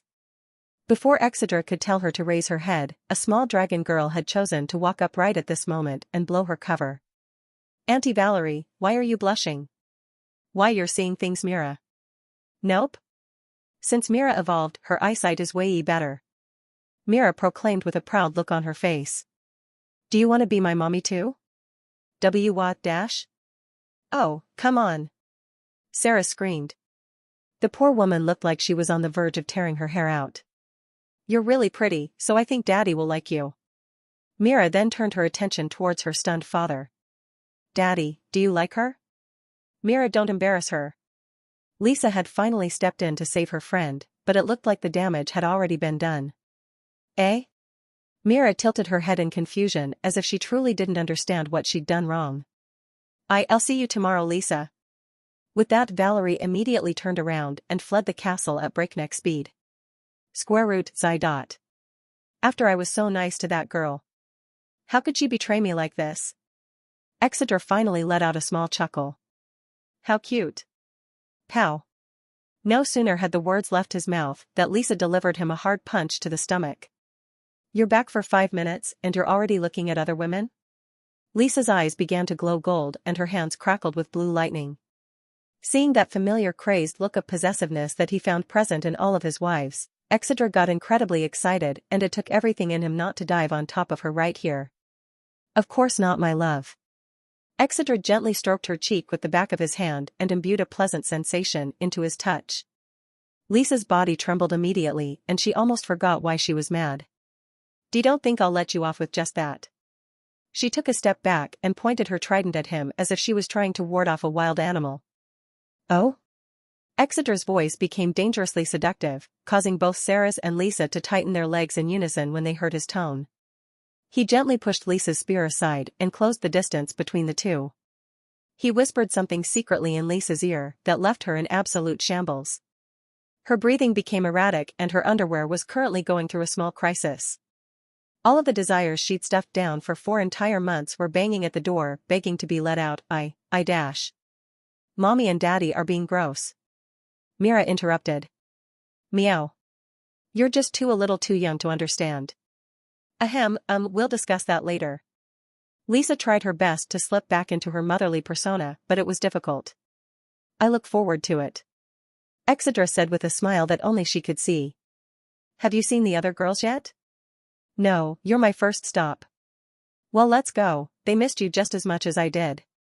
Lisa took Exeter's hand and led him out of the training grounds. Along the way there, Lisa excitedly told him about all of her training over the last few months as well as her increased proficiency of her new element. Mira followed closely behind them with Megumin in her arms. The two of them were having an important conversation. Naturally, Mira couldn't understand Megumin, but these past few months she'd come to enjoy conversing with her. Mira doesn't understand. Does Aunt Valerie not want to be Myra's mommy? Meow. You can't just drop that on people, Mira. But everyone wants to be Myra's mommy, I hear the maids say so all the time. Meow. Don't let your mothers hear you saying that. Trailing behind them was Sarah's, with a downtrodden expression on her face. He called that woman cute. She's not even one of his wives. Why won't he treat me like that? Sarah's contemplated going to find that woman to kill her, but she figured doing something like that would enrage her handsome pupil. Damn it. We'll see if I can't make you mine and mine alone. Traveling throughout the castle, Lisa excitedly filled Exeter in on everything he'd missed in their time apart. She expressed her difficulties in mastering lightning body, learning to use spear-type weapons, and even her discovery of a noble dragon's pride. She was proudest of her mastery over lightning body, as it was incredibly difficult and painful to fully master, but she accomplished it all the same. Exeter immediately noticed how much Lisa had changed. Her steps that were previously shy and small were now regal and confident. Her entire presence radiated a nobility that could be felt even if one wasn't a dragon. While she was still his loving wife, she no longer had any doubts about herself or whether she deserved to stay at his side. Her new mindset was that she deserved everything she desired. There was no exception. If she wanted it, she would take it. That was the right of the strong, and now it was her right as well. That is what it means to have the pride of a noble dragon. As the group walked through the castle, Exeter frowned when he realized they were heading toward an area of the castle he hardly frequented. He was so unfamiliar with the current path, he was being led completely by Lisa toward their destination. Arriving at a giant metal door at the end of a dark hallway, Exeter finally couldn't hold in his curiosity any further and finally asked the burning question. What room is this? Lisa was seemingly in deep thought over how to answer that question as she rubbed her chin with a cute expression. Well, I guess it's her lab now? Huh? Chuckling, Lisa decided it was better to just show her husband, and she quickly opened the heavy metal door. Screech! As the giant metal door creaked open, the entire group was assailed with the thick scent of poison and the rotting smell of death. Sarah's and Exeter immediately felt their bodies tense up. Walking through the door, Exeter flinched when he got a surprise message from the system. The blessing of Malekith, the first Abyss King, is now in effect. The longer you remain in Death's Miasma, the greater your temporary stat boost. 1 to 15 minutes, all stats plus 1,500. 16 to 30 minutes, all stats plus 5,000. 31 to 45 minutes, all stats plus 10,000. 1 hour, all stats are doubled. Almost immediately, Exedra could feel strength trickling into his body. Ceres of course noticed this change, but was much too distracted by the sight in front of her to care. Chained to the walls all around them were the bodies of several men. While some were already dead, a few were still alive and looked to be in the worst pain imaginable. Their bodies were all in various grotesque conditions, but their one common denominator was that all of their vocal cords were cut. Exedra turned to see how Mira was handling this scene, only to see her stroking the black cat in her arms and not paying her surroundings any mind. At the end of the room, standing beside a metal table with a man strapped to it, was Layla, who appeared to be closely examining the coloration of foam leaking from her subject's mouth. Suddenly, a large red cobra slithered out from a dark corner and stared at the group. Apophis stared at the group for a moment before his gaze shifted towards his mother, who was once again muttering something under her breath and scribbling furiously in one of her notebooks. "Mother, we have guests." Layla's head snapped upwards and her heart skipped a beat as her eyes landed on her husband, whom she was finally seeing after several months. "You're back." After her brain temporarily froze, Layla sprinted toward Exedra and dove directly into his arms. In a rare moment of boldness, Layla promptly grabbed her husband by the face and pulled him in for a kiss. "Can you guys find another way to greet each other?" Ceres was a second away from bursting a vein in her forehead. Seeing that the couple was ignoring her, her frustration grew even more. "These damn horn dogs. You know, I wanted to thank you." Lisa suddenly turned to Ceres and looked at her with eyes full of gratitude. "Eh? What the hell for?" Ceres was completely taken aback. "You may not have done it of your own volition, but you sincerely trained my husband with everything you have. I can tell just by looking at him just how strong he's become. You've given him the strength to better defend our family, and I couldn't be more grateful." As Lisa's words of gratitude sank in, Ceres stared at the woman like she'd grown a second head. For all dot. Didn't she know she was conspiring to steal her husband? How could she still thank her despite that? Isn't she a noble dragon? How could she be so humble and sincere? Sarah's mind was flooded with questions. As she stared at this warm and sincere woman in front of her that wasn't even half her age, she started to feel like maybe, just maybe, she wasn't this woman's match. Ceres wasn't sure what exactly it was, but this woman in front of her possessed something the centuries had long since taken from her. Ahem, well, I am quite the wonderful teacher, but I would be remiss if I did not give some of the credit to his immense talent. Gradually her voice began to trail off. Foo, that may be, but if there is any way for me to repay you, please let me know. Lisa gave Ceres a warm and enchanting smile. Really? I'd like to borrow him for a night then. Over my dead body, you flat-chested bitch. Lisa's smile never broke as she swiftly rejected Ceres' request. Why, you little dash. As Lisa and Ceres continued their pointless argument, Exedra and Layla finally broke their kiss, and he was able to get a good look at his wife. Even with splotches of blood on her dress, she still looked absolutely radiant, and her smile of pure joy only elevated her beauty. Checking to make sure Ceres was distracted, Layla mouthed 3 simple words to Exedra. I did it. Exedra's joy multiplied when he realized yet another one of his wives had evolved while he was away. Analyze. Status, happy. Race, animus witch. Age, 19. Times evolved, 1. Health, 57,000. Strength, 14,080. Endurance, 12,711. Agility, 15,130. Mana, 50,000. Exedra blinked several times, reading his wife's stats. While most of her stats were low, her mana pool was tremendous. It was almost double his. My wife is amazing. Exedra planted another kiss on his wife's forehead before he pulled her in for a hug. But what is all of this? He finally asked about their morbid surroundings, and Layla immediately stiffened. This. Layla took a deep breath before she looked into her husband's eyes. This is my strength. Layla then proceeded to explain the circumstances that led to her making the dungeon her laboratory and how all of these men ended up here. The entire time she was explaining, her aura was flickering rapidly, an indication of how nervous she was feeling. "So, what do you think?" After she finished her explanation, she waited to see her husband's reaction with bated breath. Exeter could only smile bitterly when he saw his wife's state. "Just what kind of man does she think I am? I'm glad you found something to make you strong, my love." He smiled. With that, Layla unknowingly breathed a sigh of relief as a huge burden was just lifted from her shoulders. Even if her mother-in-law told her that her son wouldn't care, there was still a small part of her that would always be worried. "So does that mean I can show you my research?" Layla's eyes became as big as saucers, and Exedra couldn't help but think she was terribly adorable like this. "Of course you can." Layla hurriedly retrieved her notebook from the table and proceeded to give Exedra a crash course in everything she'd discovered since she'd began. "So, where is Becca?" Exedra finally asked about his missing wife when they'd left Layla's lab. He was very curious to see how she'd been doing after their time apart, and he desperately missed the feeling of having all of his wives by his side. When Layla and Lisa heard his question, they both gave each other hopeless smiles before they informed him of her whereabouts. "Well, she's how." A hulking man with a gaping hole in his chest barely managed to mutter his last word before he fell face first into the sand. The sounds of chewing could be heard as a black-skinned woman clad in revealing black metal armor and a spiked choker feasted on the heart of the man she'd just killed. Her glimmering orange eyes appeared to be incredibly focused as blood dribbled down her chin and spilled into her cleavage. When he did this, he looked like he was in some kind of trance, so I thought it'd be delicious, but it's just okay."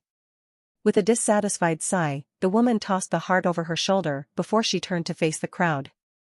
"She has done it again, folks. The Blood Wolf has won her 250th consecutive match. She is still our champion." Immediately, cheers and applause erupted throughout the entire Coliseum. "By Ashira, she's incredible. Kya. I'm her biggest fan. I didn't even see her move. I want her to step on me and tell me I'm worthless." "Mark? You didn't hear that." The Uroloki Coliseum is the largest gladiatorial arena in all of Antares. It's famed for its savagery and brutal contests, and only the wealthy or the lucky could acquire tickets. About a month ago, a new challenger showed up and began to completely decimate the competition. Day after day, she showed up, demanding more warriors to sate her seemingly endless bloodlust. She would always take multiple matches in a day and would even fight alone against more than one opponent. Spectators had never seen anything like it. Everyone clamored to get tickets to see the gorgeous beastkin woman who fought with an unseen savagery. Evolved were strictly banned from participating in the matches as a sign of fairness, but many began to think they'd made special accommodations for this woman. She was simply too powerful. There were even rumors flying around that she was of nobility, but at the end of the day, no one cared about that. Her fame as a warrior had by far exceeded any possible notoriety she could have held as a noble lady. While she should have run out of challengers a long time ago, her fame had spread across the continent and attracted not just onlookers but challengers as well. Many men who had heard the tale of the enchantingly gorgeous beastkin who was currently the arena's champion, thought if they bested her in combat they would earn the right to take her to bed. Other challengers simply saw the fame and praise she was garnering and wanted it for themselves. They were all lambs to be slaughtered in the end. A pot-bellied noble dragon leaned over the rails of the VIP seats. He focused mana into his voice so that the entire stadium would hear his next words. "Champion. You have set a new milestone in this Coliseum with an overwhelming amount of wins. Tell me, how do you feel?" "Bored." The woman's reply came swiftly and without any hesitation. Suddenly her aura changed as she revealed a bloody smile. "Is this the best this Coliseum has to offer? I will not be satisfied till these sands are muddied with blood." The man grinned as he saw the behavior of this madwoman.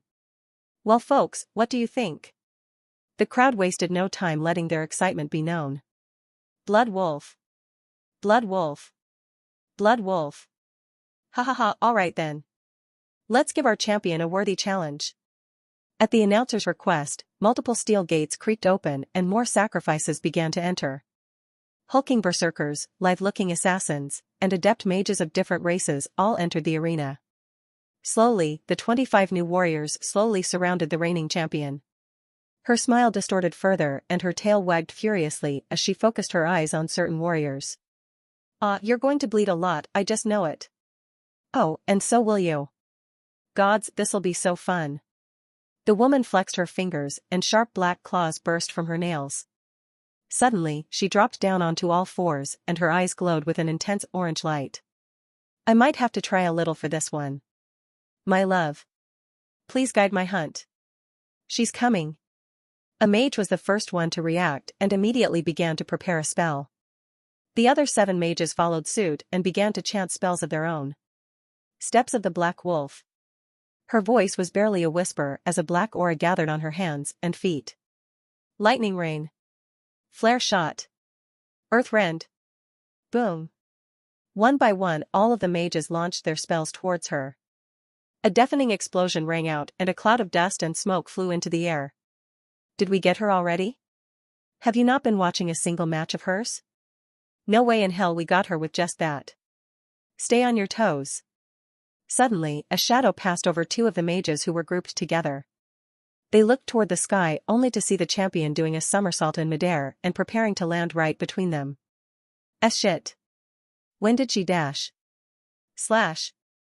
With a single swift movement, her claws tore through armor, flesh, and bone. She cleaved the pair diagonally in 2 and as the light left their eyes, blood spurted out like a fountain and painted her body. The combination of the sudden death of 2 challengers, along with the incredibly sensual show afterwards, left the challengers completely stunned. Meanwhile, the crowd was going absolutely feral. I want to be that blood. Her jump was so high and graceful. When she started rubbing herself, I almost came. The woman's show was very stimulating for some. Back on the arena, the challengers had finally shaken themselves out of their stupor. The woman noticed this, and her distorted smile grew wider and her fangs lengthened. That's it. I like those looks. Come on, come on. We have to provide a show that'll honor my husband. One of the challengers holding a giant axe frowned when he heard this. He was one of the men seeking to best her in combat, to take her as a wife. This sudden revelation of her being married displeased him greatly. Husband? Who dares to marry the woman I've set my sights on? His body began to exude a red aura that cracked the ground underneath him. The Red Prince, of course. The woman's reply came quickly, and her tone oozed with pride. Immediately, all of the challengers' blood ran cold and they froze with fear. T. the Red Prince? The man who was so bold and proud before, was shivering in fear. Seeing the state of all her challengers, the woman's smile disappeared and was replaced with a frightening scowl. What's wrong with all of you? Lost the will to fight at the mere mention of his name? The challengers flinched, but they didn't dare to advance. Everyone had heard the tale of the Red Prince who was powerful enough to kill evolved even though he himself wasn't one. Tisk, pussy bitches. The woman's body shook with rage and a dark aura left her body. Losing your will to fight with just that alone, you disgust me. The woman's voice became distorted and her aura slowly took the shape of a 3-eyed wolf. If you were going to be so afraid that you'd start sniveling like little dogs, I would have preferred you fear me instead. But I don't appear to be worth your fear? The choker around the woman's neck began to glow before the woman's body shimmered and suddenly 2 identical clones appeared next to her. I will ingrain fear of me into your very soul. With that, the woman and her clones rushed forward and began a ferocious one-sided slaughter. In the nicest VIP viewing room in the entire Colosseum, Exedra, Yara, Layla, Lisa, Mira, Duke and Sarah's were all watching the fight. After a long time, Exedra finally broke the silence. In a shocked voice, he asked the question that had been on his mind since he'd heard of Becca's whereabouts. What the fuck happened while I was away? Why are you in such a rush, my little butterfly? Becca asked as she was being led by the hand to a familiar VIP room. Hee, I have a big surprise for you, mommy. Mira got excited and started pulling her mother harder when she thought of what was waiting for them. Oh? Well, if it's from my little fish, I'm sure it'll be wonderful. Becca nodded as she increased pace to match her daughter's demand. Becca didn't really understand what was going on. Mira just showed up after her match and claimed that she just absolutely had to come with her to her grandmother's viewing room. Mira began to pull her frantically and wouldn't even let her wash the blood off her body. While she was sure that nothing was wrong from her daughter's excited tone, she still wasn't sure why she was so excited. Did she get me a gift for breaking that stupid milestone? Becca thought with a bitter smile. Truthfully, Becca didn't care much about the contests or the notoriety she gained from them. Wolves aren't meant to live in cages, be they mental or physical. She'd spent 19 years of her life keeping her darker desires in check and stuffing them down deep inside. So to her, all these contests was an outlet for her to vent her pent-up impulses. She'd been offered meaningless medals, lucrative bodyguard jobs, and even an exorbitant amount of gold from winning her matches, however she accepted none of it. Nothing compared to the feeling she got when she just let her mind go before a match only to regain consciousness when she was covered in blood and surrounded by corpses. While losing control of your body would be scary to most, for Becca it was the opposite. She felt fulfilled. She felt free. When she entered combat, it was as if a switch was flipped in her brain that allowed her to shed her kind and carefree persona and become something much more primal and dark. Becca calmly looked at her daughter's back. Mira had seen many of her matches, and the first time she'd seen one, Becca was incredibly worried. Even though life in this world was hard and most get acquainted with violence and death very early, the way Becca killed was especially brutal and bloody. And yet, Mira showed no fear of her mother in the slightest. She even commented that she was so proud of her mothers and her daddy being the coolest and the strongest of all. Becca was so happy to hear that her daughter didn't fear her, she actually shed tears while she smothered her face in kisses. Mira had unknowingly saved her mother. If she'd shown even the slightest trace of fear or discomfort, Becca would have quit the Colosseum immediately and never looked back. She would never risk one of the people she loved most coming to fear or hate her. She would have stuffed those impulses right back down forever and never allowed them to see the light of day. Myra's acceptance was a true blessing for her. Nothing could have made her happier. Well, the one thing that could is, shaking her head to free herself from useless thoughts, Becca finally focused on the red double doors with the symbol of the royal family engraved in gold. 2 hulking guards were stationed outside as additional security. "We're here." Mira turned around and gave her mother a mischievous smile. "Whatever you've gotten for me, my little bean bun, I'm sure I'll love it." Becca smiled and planted a warm kiss on her daughter's forehead. Both the guards, seeing this, were shocked out of their minds. This woman was the Blood Wolf? She was so motherly. They each gave each other silent knowing glances that confirmed their plan to talk about this later. With synchronized movements, the guards opened the door for the 2 ladies and they promptly entered. Inside was a lavish yet quaint viewing room with leather couches and a table lined with food with a large glass window to see the brutal contests below. Immediately, Becca's nose was filled with the smell of hot food laid out on the table and her muscled stomach growled furiously. She was so hungry, she'd forgotten why she was here until a scent she'd almost forgotten tickled her nose. Looking at the couches, she could see they were full with Yara and Sarah sitting on one with Duke standing behind them. Becca's entire body trembled when she saw the occupants of the second couch. Lisa and Layla were sitting on either side of a man that Becca would recognize anywhere. He wore simple black pants with well-made black shoes and a thick fur coat that was draped over his broad shoulders, leaving his muscular tattooed body exposed. His long blood-red hair was tied in a ponytail and a single gold earring dangled from his left ear that matched the necklace of Fenris teeth around his neck. For all right angle epsilon dot theta.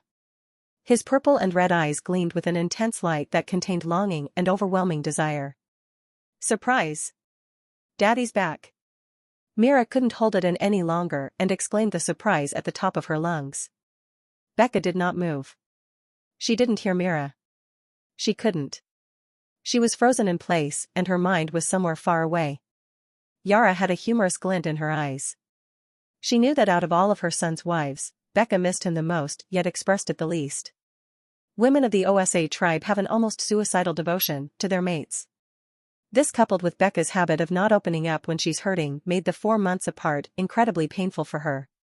Only Yara could see through her facade, but even when she'd try to talk to her, Becca would just brush it off and say she was fine.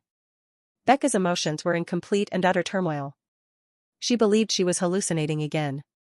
Seeing the one person she wanted to see the most. She knew all she had to do was blink to make it disappear, so why didn't she want to blink this time? He looked so much more alive and radiant this time around, she almost wanted to believe it was real. Seeing the chaotic state of her emotions, Exedra hurriedly disappeared from his seat and wrapped Becca in his arms. "I'm here, my love. It's really me." For a moment, Becca did not react to her husband's touch. Suddenly, the light of understanding shone in her eyes before her voice came out as a hoarse whisper. "Husband? The only one you'll have in this life and the next." Hearing that deep velvety voice that she loved fill her ears, the realization finally set in and her eyes began to fill with tears as she hugged him back. Wah wah. The sound of Becca wailing furiously as she clung to her husband filled the room and all the occupants wore warm smiles. Exedra simply held his wife in his arms as his body became wet with her snot and tears. His smile was the widest of all as he saw this scene. Deep inside, he was worried that his wives had changed completely while he was away. Even though he would still love them, he would always mourn the original personalities of the women that he fell in love with. He wasn't completely sure up until this moment, but he'd finally realized that even if his wives were crueler, more bloodthirsty, and prideful, they were still the same kind-hearted and gentle women that they'd always been. He felt silly for thinking something as simple as time apart would change them completely. His wives are much stronger than that. Why you can't leave again? I don't care what it's for. Becca barely managed to get the words out through her intense crying. Fighting the urge to chuckle at his wife's adorable state, Exedra instead tilted her chin upward and stared deep into her watery eyes. I will never leave you girls again. Planting a soft kiss on Becca's full lips, the woman's crying was finally halted as she kissed her husband back. Becca's tail began to wag so furiously that it resembled a small propeller. Lisa and Layla each had tears tuning down their faces as they heard their husband's words. Becca had actually demanded the thing they wanted the most yet were too shy to ask for. Hearing how easily their husband agreed, they felt an abundance of warmth. Yara was proud. Seeing her son's monstrous level of power, she was afraid his new strength had dulled his emotions, but she was overjoyed to see his love for his family was even stronger than before. As a mother, there was nothing more she could ask for. Sarah's was seething with jealousy, but she was happy she got to witness her pupil's reunion with his family. She wasn't sure what called for her to see this through until the end, but she was sort of glad she did. Sarah's closed her eyes and said a mental goodbye to her student before her body blurred and disappeared. Whether they would meet again, only time would tell. The next morning, Yara and Mira were having breakfast alone in the dining room. Yara noticed that Mira was poking at her food with a sad expression that tugged at her heart. What's the matter, my sweet granddaughter? Daddy did not come to eat with us. Mira pouted. Yara's lips twisted into a helpless smile. Your mothers are just giving him a very, very special welcome home gift. She nodded, satisfied with her teensy white lie. I don't think they've ever gone for this long though, I hope they can still walk after. Yara offered a silent prayer for the insides of her daughters-in-law. Mira was seemingly in deep thought as she mulled over her grandmother's words. Suddenly looking up, Mira asked a single question. Are they having sex? Yara's blood ran cold as she heard her 6-year-old granddaughter ask an unthinkable question. Where did you? I always hear the maids always say that they think it would be nice to have sex with Daddy, so is that the gift? Yara made a silent vow to give the maids more work so they had less time to talk about useless things. Well it's dash. What is sex? The silver moon dragon was now visibly sweating as she began to feel cornered by this inquisitive little girl. It's dash. Pardon the intrusion, my lady, but it appears you have guests. Duke suddenly appeared in the dining hall with a serious expression on his face. Seeing Duke with an expression she'd only seen on him a few times, Yara knew it was serious and completely forgot about her uncomfortable conversation with Mira. Bring them in. Ah. Yes, fill me up. With an animalistic grunt, Exedra thrusted deep into Becca for a final time before releasing everything he had inside of her. Her eyes glowed bright orange when she felt the familiar sensation of her insides being flooded by her husband, and it gave her a big enough push to reach her own orgasm. Fuck, I'm coming. Becca's sweaty body shook furiously as she had yet another intense orgasm and her eyes rolled back into her head before she passed out from pleasure. Feeling his wife go limp in his arms, Exedra planted a small kiss on her forehead before pulling himself out of her and laying her body next to his other wives who were in similar states. After such a long time apart, Exedra admittedly didn't hold back as well as he should have and thoroughly enjoyed himself with his wives' bodies. They had an incredibly passionate and wild night, which was evident by the girls' bodies.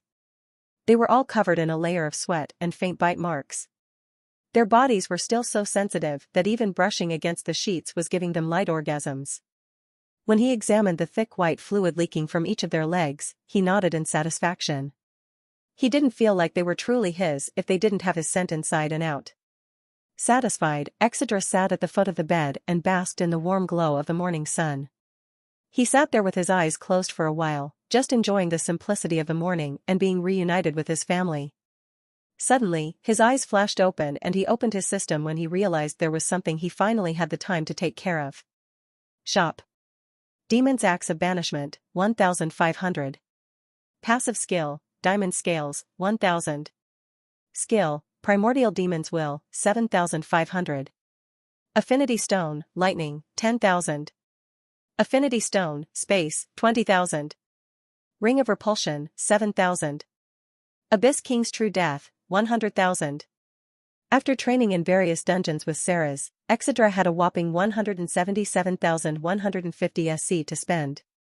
He purposefully avoided buying anything until his training was over so he could have a complete view of everything he needed and was lacking in. After months of rigorous and dangerous training, he realized what he lacked the most was defense against powerful magic and skills. Zyro Yen. Having Ceres constantly seal his magic away made him realize opponents of her level would be able to do things like that easily, which was simply unacceptable. Even though Evolved were rare and Evolved of Ceres' level and above were even rarer, he wouldn't take any chances. He knew eventually he would have to clash with these monstrous beings, so why not begin preparations now? Filter only magic defense items and skills. Skill, Primordial Demon's Will, 7500. Description: Inherit the will of the fallen demon Lord of Lust. Demons will feel a greater affinity towards you and be more likely to obey you. This effect does not work on Evolved of a higher level than the host. Additional effects will be unlocked as the host evolves. Ring of Repulsion, 7000. Description: Negate 60% of magic damage from 3rd stage Evolved or below. 0.002% chance to reflect the enemy's magical attack at double the original power. Passive skill, Diamond Scales, 1000. Description: Your scales become 80% tougher, making you less susceptible to injury. Skill, Soul Searing Flames, 40,000. Description: Alter your flame's composition to deal damage directly to the soul of the target. Passive skill, Thought Acceleration, 10,000. Description: Your mind becomes sharper and faster, allowing you to think at triple its original speed. The backlash from learning spells is also reduced by 40%. Let's just go with these for now. Also, buy 4 more of those rings. Spend 93,500 SC? Yes. Immediately, Exedra felt his body flood with power. His mind expanded, his body became more durable, and he felt his flames were now much more destructive. Feeling all the changes taking place in his body, Exedra suppressed a groan and held his face in his hands. Suddenly, 5 identical silver rings with large red gems appeared in his palm. Exedra slipped one on and then moved to place one on the bodies of his sleeping wives. Sensing movement at the door, Exedra quickly moved to open it before that person could knock and risk waking his women. Standing at the door was a short maid that wore an intense blush. Exedra motioned for her to be silent as his wives were still sleeping and she nodded, but she was still blushing for some reason. By now, he'd gotten used to people reacting a certain way due to his appearance, but even this was more intense than usual. I am sorry to disturb you, but some important guests are asking for you, so could you please get dressed? The maid whispered. Exedra looked down only to realize he was indeed still naked and inwardly kicked himself. He'd tainted this poor woman's innocence. Exedra simply nodded and closed the door to get ready while offering her a silent apology. Thud. The woman finally couldn't hold on any longer and collapsed onto the ground with a nosebleed. Various impure thoughts were running through her mind as she lay on the cold hard ground. It was so much bigger than my husband's. Walking towards the reception room, Exedra could hear 2 voices he didn't recognize in addition to his mother's. Is it true what they say about him? Luzaman, you know that's our Lord's child already, so why are you still asking her that? I don't care about that. I heard he's the most gorgeous man imaginable. I wonder if he's as good-looking downstairs as he is upstairs. Yara's helpless voice soon reached her son's ears. Please. Don't let his wives hear you say that. I have no interest in cleaning up my long-lost friend's insides off my walls. Ha ha ha. I see you developed a sense of humor in our time apart, Yara. Yara? Deciding he'd heard enough, Exedra opened the door to the reception room to see 2 women and a man standing around his mother. All of them were demons. Her bright golden eyes contained a mischievous and yet regal glint that made her feel slightly childlike. A dark elf? Dark elves were extremely uncommon. Only 1 in 10 million elven babies would be born as a dark elf, and even if one was born, they were killed immediately. To regular elves, dark elves are heralds of catastrophe and seen as a bad omen. The only way to avert the disaster is to kill the child before it has a chance to grow and bring ruin. This was usually a rule that was followed without exception, so to see a dark elf walking around was like finding $1,000 on the ground. Exedra immediately became curious about this woman's story and what could have possibly led to her working with demons. Fuck off, Eris. Just because your husband can't satisfy you doesn't mean the rest of us can't be satisfied either. Luzaman growled. Why, you bitch? I told you that in confidence. Eris quickly put her head down and did not say another word, signaling Luzaman had won that argument. Besides, she turned her gaze back towards Exedra, who was watching them with a bored expression. He hasn't said he dislikes it, has he? The only reason Exedra hadn't voiced his opinion was because these guests were clearly close with his mother and he didn't want to offend friends of hers since she did not have many. But he was quickly reaching the limit of his patience. Rolling his eyes, Exedra then glanced at the man who was standing silently in the corner. He had pale white skin with a scar going over his left eye, and a full head of snow-white hair. The lower half of his face was covered by a golden mask that resembled a snarling animal. His body was decorated with various golden weapons, and he wore simple sleeveless red and black armor that made him look like a shinobi. Their eyes met and neither of them bothered to speak, they just silently analyzed each other, seemingly trying to gain understanding of the man in front of them. Intriguing. Exedra frowned slightly when for the first time, he could not see the aura of someone's emotions. It was as if the man wasn't even there. Analyze. Status, intrigued. Race, Umbrelloni. Age, 321. Times evolved, 3. Health, 159,000. Strength, 84,080. Endurance, 42,711. Agility, 75,338. Yen. Mana, 50,000. Interesting indeed. Exedra thought inwardly before taking a seat in front of the group. The three visitors eyed him curiously. His steps were regal and purposeful, and while his movements appeared to be leisure, the three evolved beings in the room recognized that his body was very tense, and even though his eyes were closed, he was constantly on guard. He doesn't trust us. Luzaman, Jing, and Eris each had the same thought as they watched Exedra sit down. The resemblance is faint, but it's there. But his personality is the complete opposite. Jing's interest was growing by the second. What should we do to get him to trust us? He'll never listen to us like this. Eris was inwardly nervous about how negotiations would go. It was absolutely crucial that Exedra listened to them. Lord Asmodeus was so carefree and unrestrained, but his son seems to be more calculating and composed. It's pretty sexy. Luzaman unconsciously spread her legs, hoping Exedra would take a peek up her skirt, only to frown when he didn't even glance at her. Yara finally began to make introductions. Son. These are old friends of mine, they were 3 of your father's closest aides in his army. Exedra showed no reaction to this news and continued sitting down with his eyes closed. Expecting this to some extent, Yara continued her introductions. Over there is Jing, he was your father's shadow and went almost everywhere with him. For the first time, Jing moved as he offered Exedra a slight nod. This is Luzaman. She's a little sexy? Enticing? Intoxicating? Luzaman offered. Whorish. Yara finished. But she was your father's best warrior and he treated her like his own sister. Pleased to meet you, sweetheart. Luzaman spread her legs a little wider so that if Exedra simply opened his eyes, he would see her bare pussy. It seemed she didn't even hear the comment Yara made about her being a whore and continued trying to seduce the young dragon in front of her. Does anyone else smell the harbor? I think some sailors may have pulled in a fresh catch. Eris looked around and continually sniffed the air. A vein bulged in Luzaman's head and Yara suppressed a snicker. Pointy-eared bitch. Cheap slut. Cast out. Winged prostitute. You dare, dash. Okay. Yara finally intervened. The dragoness had grown a slight headache. She'd missed her friends so much she'd forgotten how badly they used to argue.